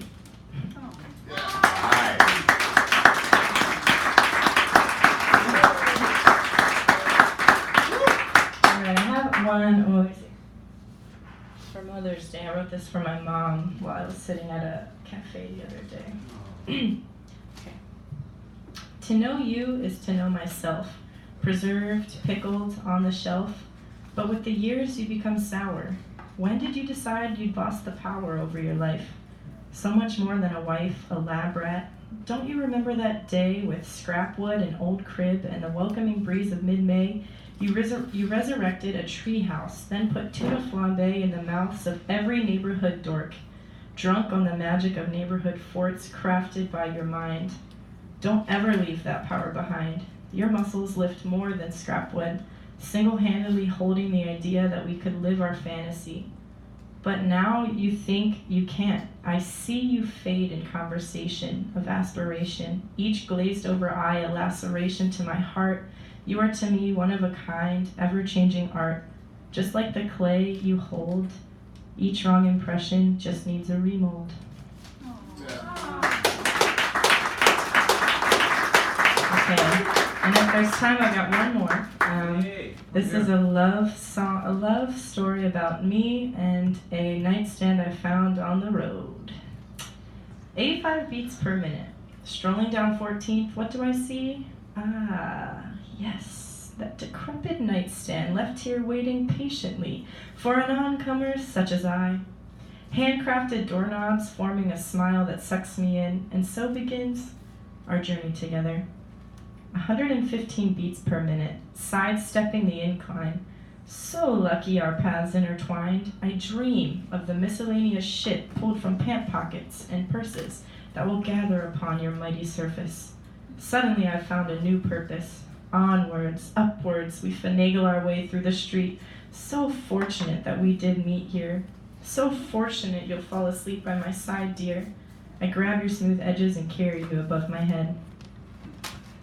130 beats per minute, almost at the top of the hill. I set you down to rest when a passerby stops, stares, stands still. They eye you up, noticing the depths of your drawers. I know what she's thinking, that home-wrecking whore. You'll never delight in the smooth hinges of this nightstand. I pick you back up, glare. Then I ran, faster than the tiniest of tears in your favorite pair of pantyhose. How dare she fantasize about placing her intimates inside your sturdy, well-sized compartments. I'm raging, I'm fuming. I feel my heart, it's zooming. I decide to slow down the pace. Almost to victory, I can see my place. 100 beats per minute. We're at the front door. Emotions start to pour to the surface. This is it. No way I could have even rehearsed it. Our tango up the tangling stairway is off to a less than syncopated start. But soon, with some twisting, we both find our part, and so we embark to the 4th floor apartment. Though my shins may be bruised, my feelings are ardent. I schlop and I schlep, a few tears wept. Finally, we reach my room. 122 beats per minute. Excitement has reached its peak. The perfect spot for you is all I now seek. The corner doesn't do you the justice you deserve, but your balsa would frame a centerpiece? How absurd. I push you into your final resting place. You glide in so elegantly, you're finally home.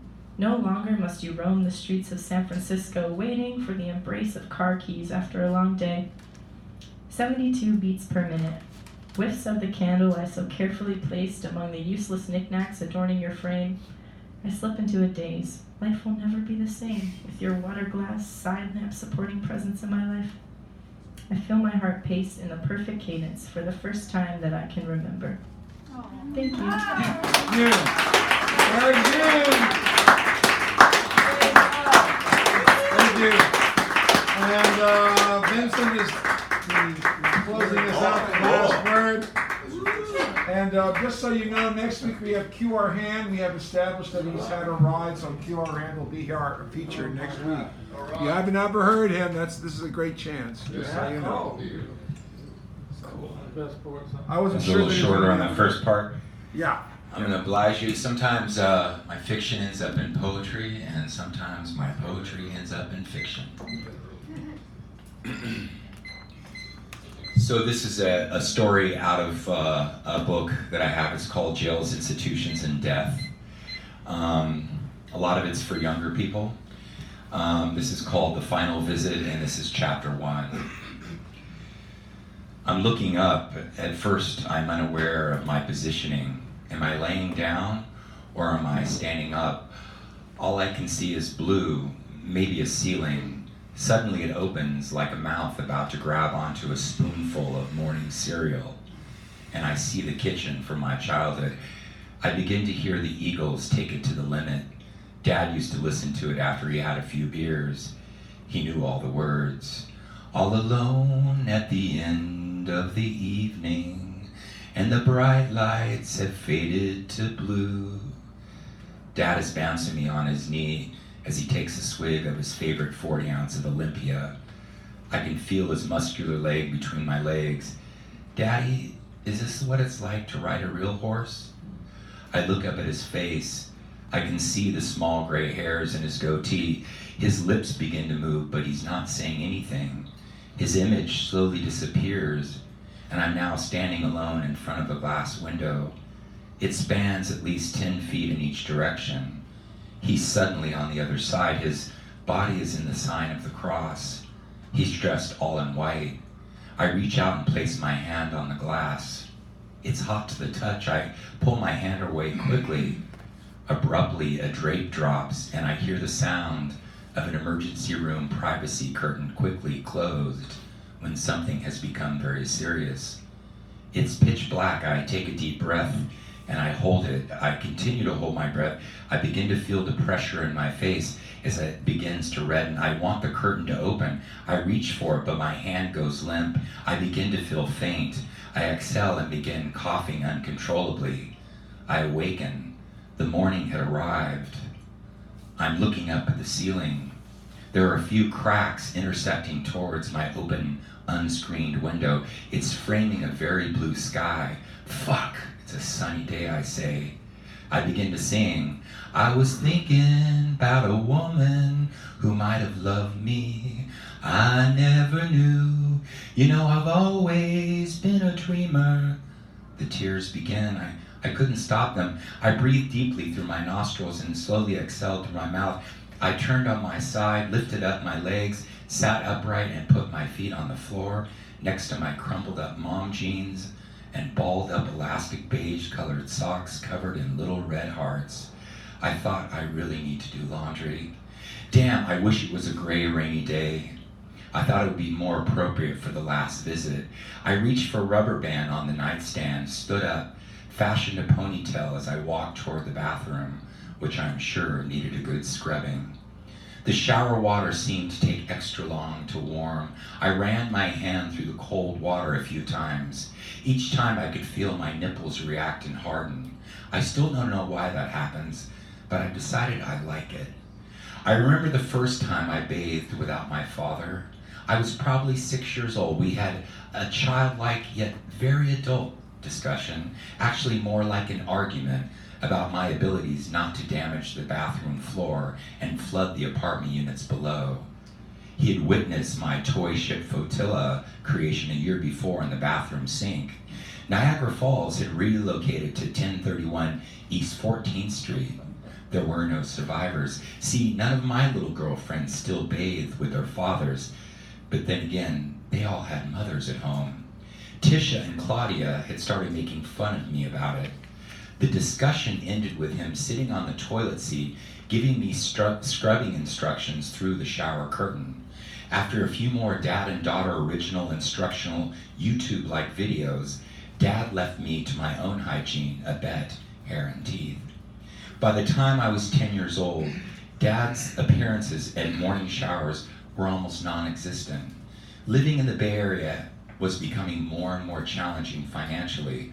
Of course, at that age, I thought we were rich. Flat screens in more than one room in the house, Pop-Tarts at every meal, if I wanted them, and a maid. Of course, later in life, I realized we didn't have an actual maid. They were women my father had met out in the field, brought home, fucked regularly, and who didn't mind taking care of me when Dad's jobs took him further away from home. Lucinda was my favorite. She had beautiful red hair. She smiled all the time, always wore bright colored long sleeve shirts, even in summer, and her eyes twinkled. I know now she was a heroin addict, but her imagination was expansive, and she could always distract me when he hadn't come home in months. I'm always amazed at the ability of any drug addict to manipulate any situation at any time with a few simple sentences. Your dad? Oh, he called 3 times when you were at school. He'll be home soon. He loves you dearly and can't wait to kiss your beautiful face. How about we go watch Friends and I'll make mac and cheese? Ooh, Rachel Ross, Monica, Phoebe, Chandler, Joey, and melted cheese. Yes, I love Lucinda most. Sometimes when Dad would finally come home, he was always wearing the same clothes he left with, as if only a morning and afternoon had passed. Sometimes when he came home, he'd be wearing really nice clothes and have a bunch of expensive jewelry for me. Gold chains, silver bracelet, pearl earrings, and even diamond rings. Nothing ever matched, and the rings never fit. Dad and I had started living in Alameda County, first in Oakland, then El Cerrito, and then finally El Sobrante. Alma was his newest, and she was the strictest, at least with me. I had to be in bed by 8:30 p.m. If I forgot to brush my teeth, take out the garbage, or leave just one dirty dish in the sink, I would be punished. Sometimes I'd be hit with a wooden spoon. When I hid the wooden spoon, Alma would spank me really hard with her braided belt. After a while, I found it easier to obey her demands and stop hiding utensils. However, Alma did have a positive influence on me. She taught me about the power in the stars, the earth, and the flowers. She told me stories about the radiance of sun rays and the relationship with the waning and waxing of the moonbeams. I learned to see the universe in the eyes of my first German Shepherd puppy and the ultimate joy in the laughter and smiles of the young children running around our local playground. She always said, always look for the happiness in everything. Alma did have one ultimate rule. I wasn't allowed to ever answer the telephone. However, one night, Alma was showering and the telephone rang. I let it ring, then it stopped. A few minutes passed and it began again. The phone and I danced a few times and I finally picked it up. I said, hello? No answer. I cleared my throat and said a little louder, hello?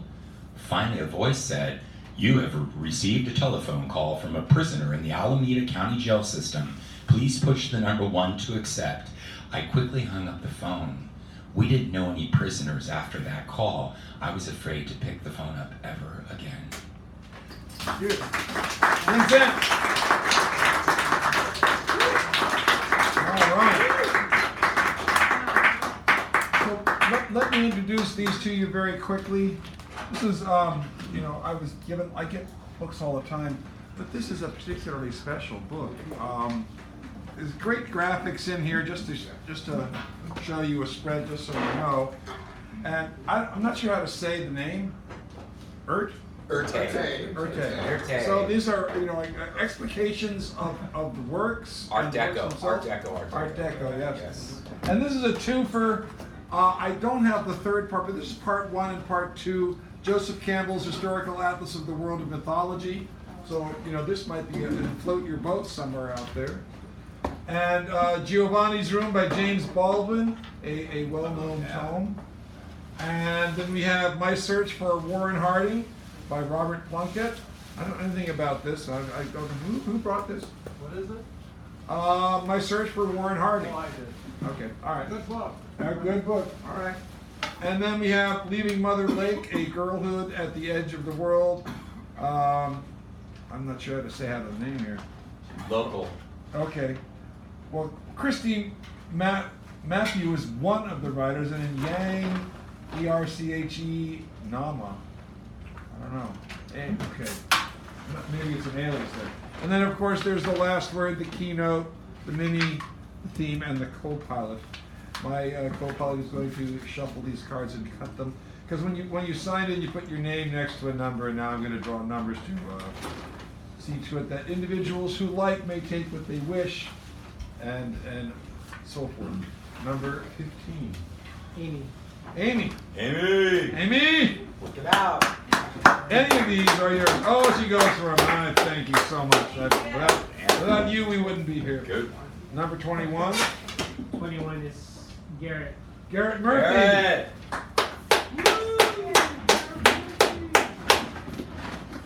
Well, everything is still here.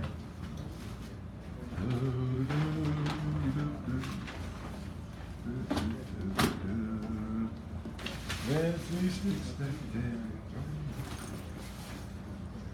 There we go. Number 8. Number 8, Buford. Buford. Buford. Munson of the majority.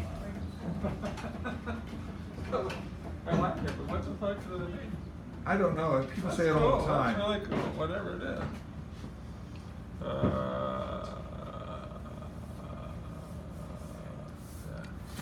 Oh, yeah. So you're the mini? Okay, we have a mini. Let me just get this out here. Hold on a second.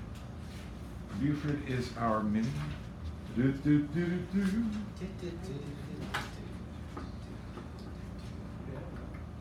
All right, and then 16. 16 is Rob. Rob. The theme is the future. The theme is the future. Okay, the theme. The future. See, I'm actually going to put your name in it so I remember who tells me these things. I always forget. Number 19. Sharon. Sharon Scottish, for your sakes. And why do I do that? She's not even Scottish. I don't know, I just have this habit.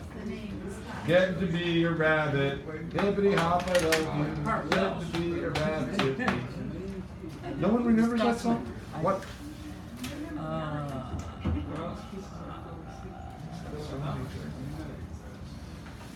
Co-pilot. Okay, we have a co-pilot. Yeah. She's brave. She's done it before. She knows everything. All right, and 11. Edit. That is the Cursive Rider. The Cursive Rider. Rider. Last words. Last word, we got him. Okay,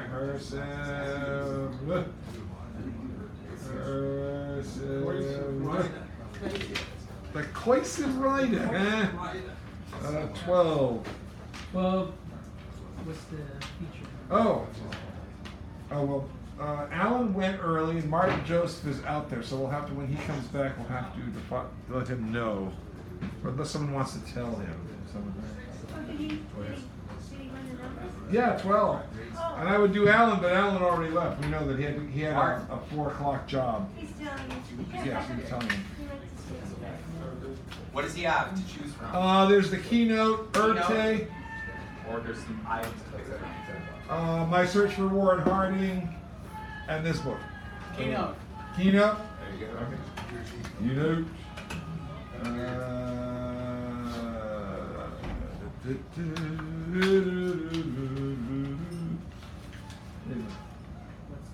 Oh, okay.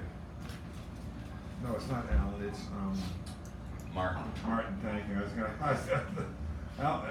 is in my name, in my brain.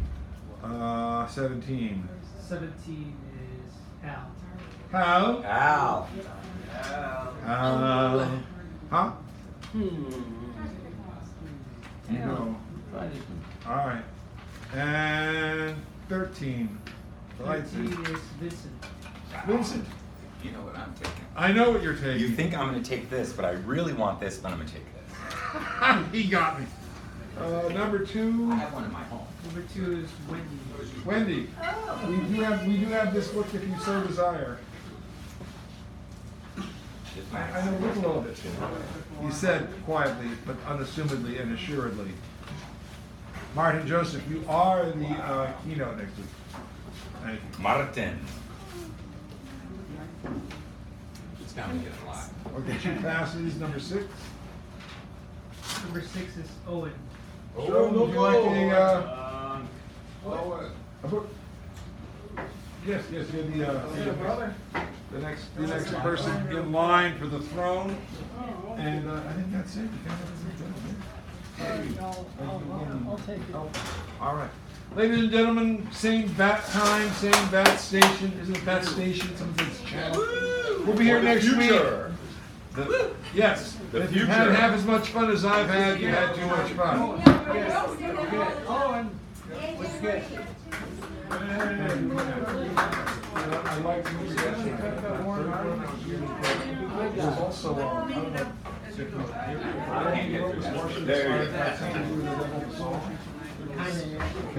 if you want to, it's just a curiosity. There is a small video of how they use put the songs together, how it was written, how they put the different parts and everything all together. I like that song. I watched it. You remember it. It's on YouTube. Sympathy for the Devil movie, short film, whatever. The Rolling Stones never talking. The middle is fine. Yeah, I looked that up. Thank you. Yeah, I was just writing about something. See how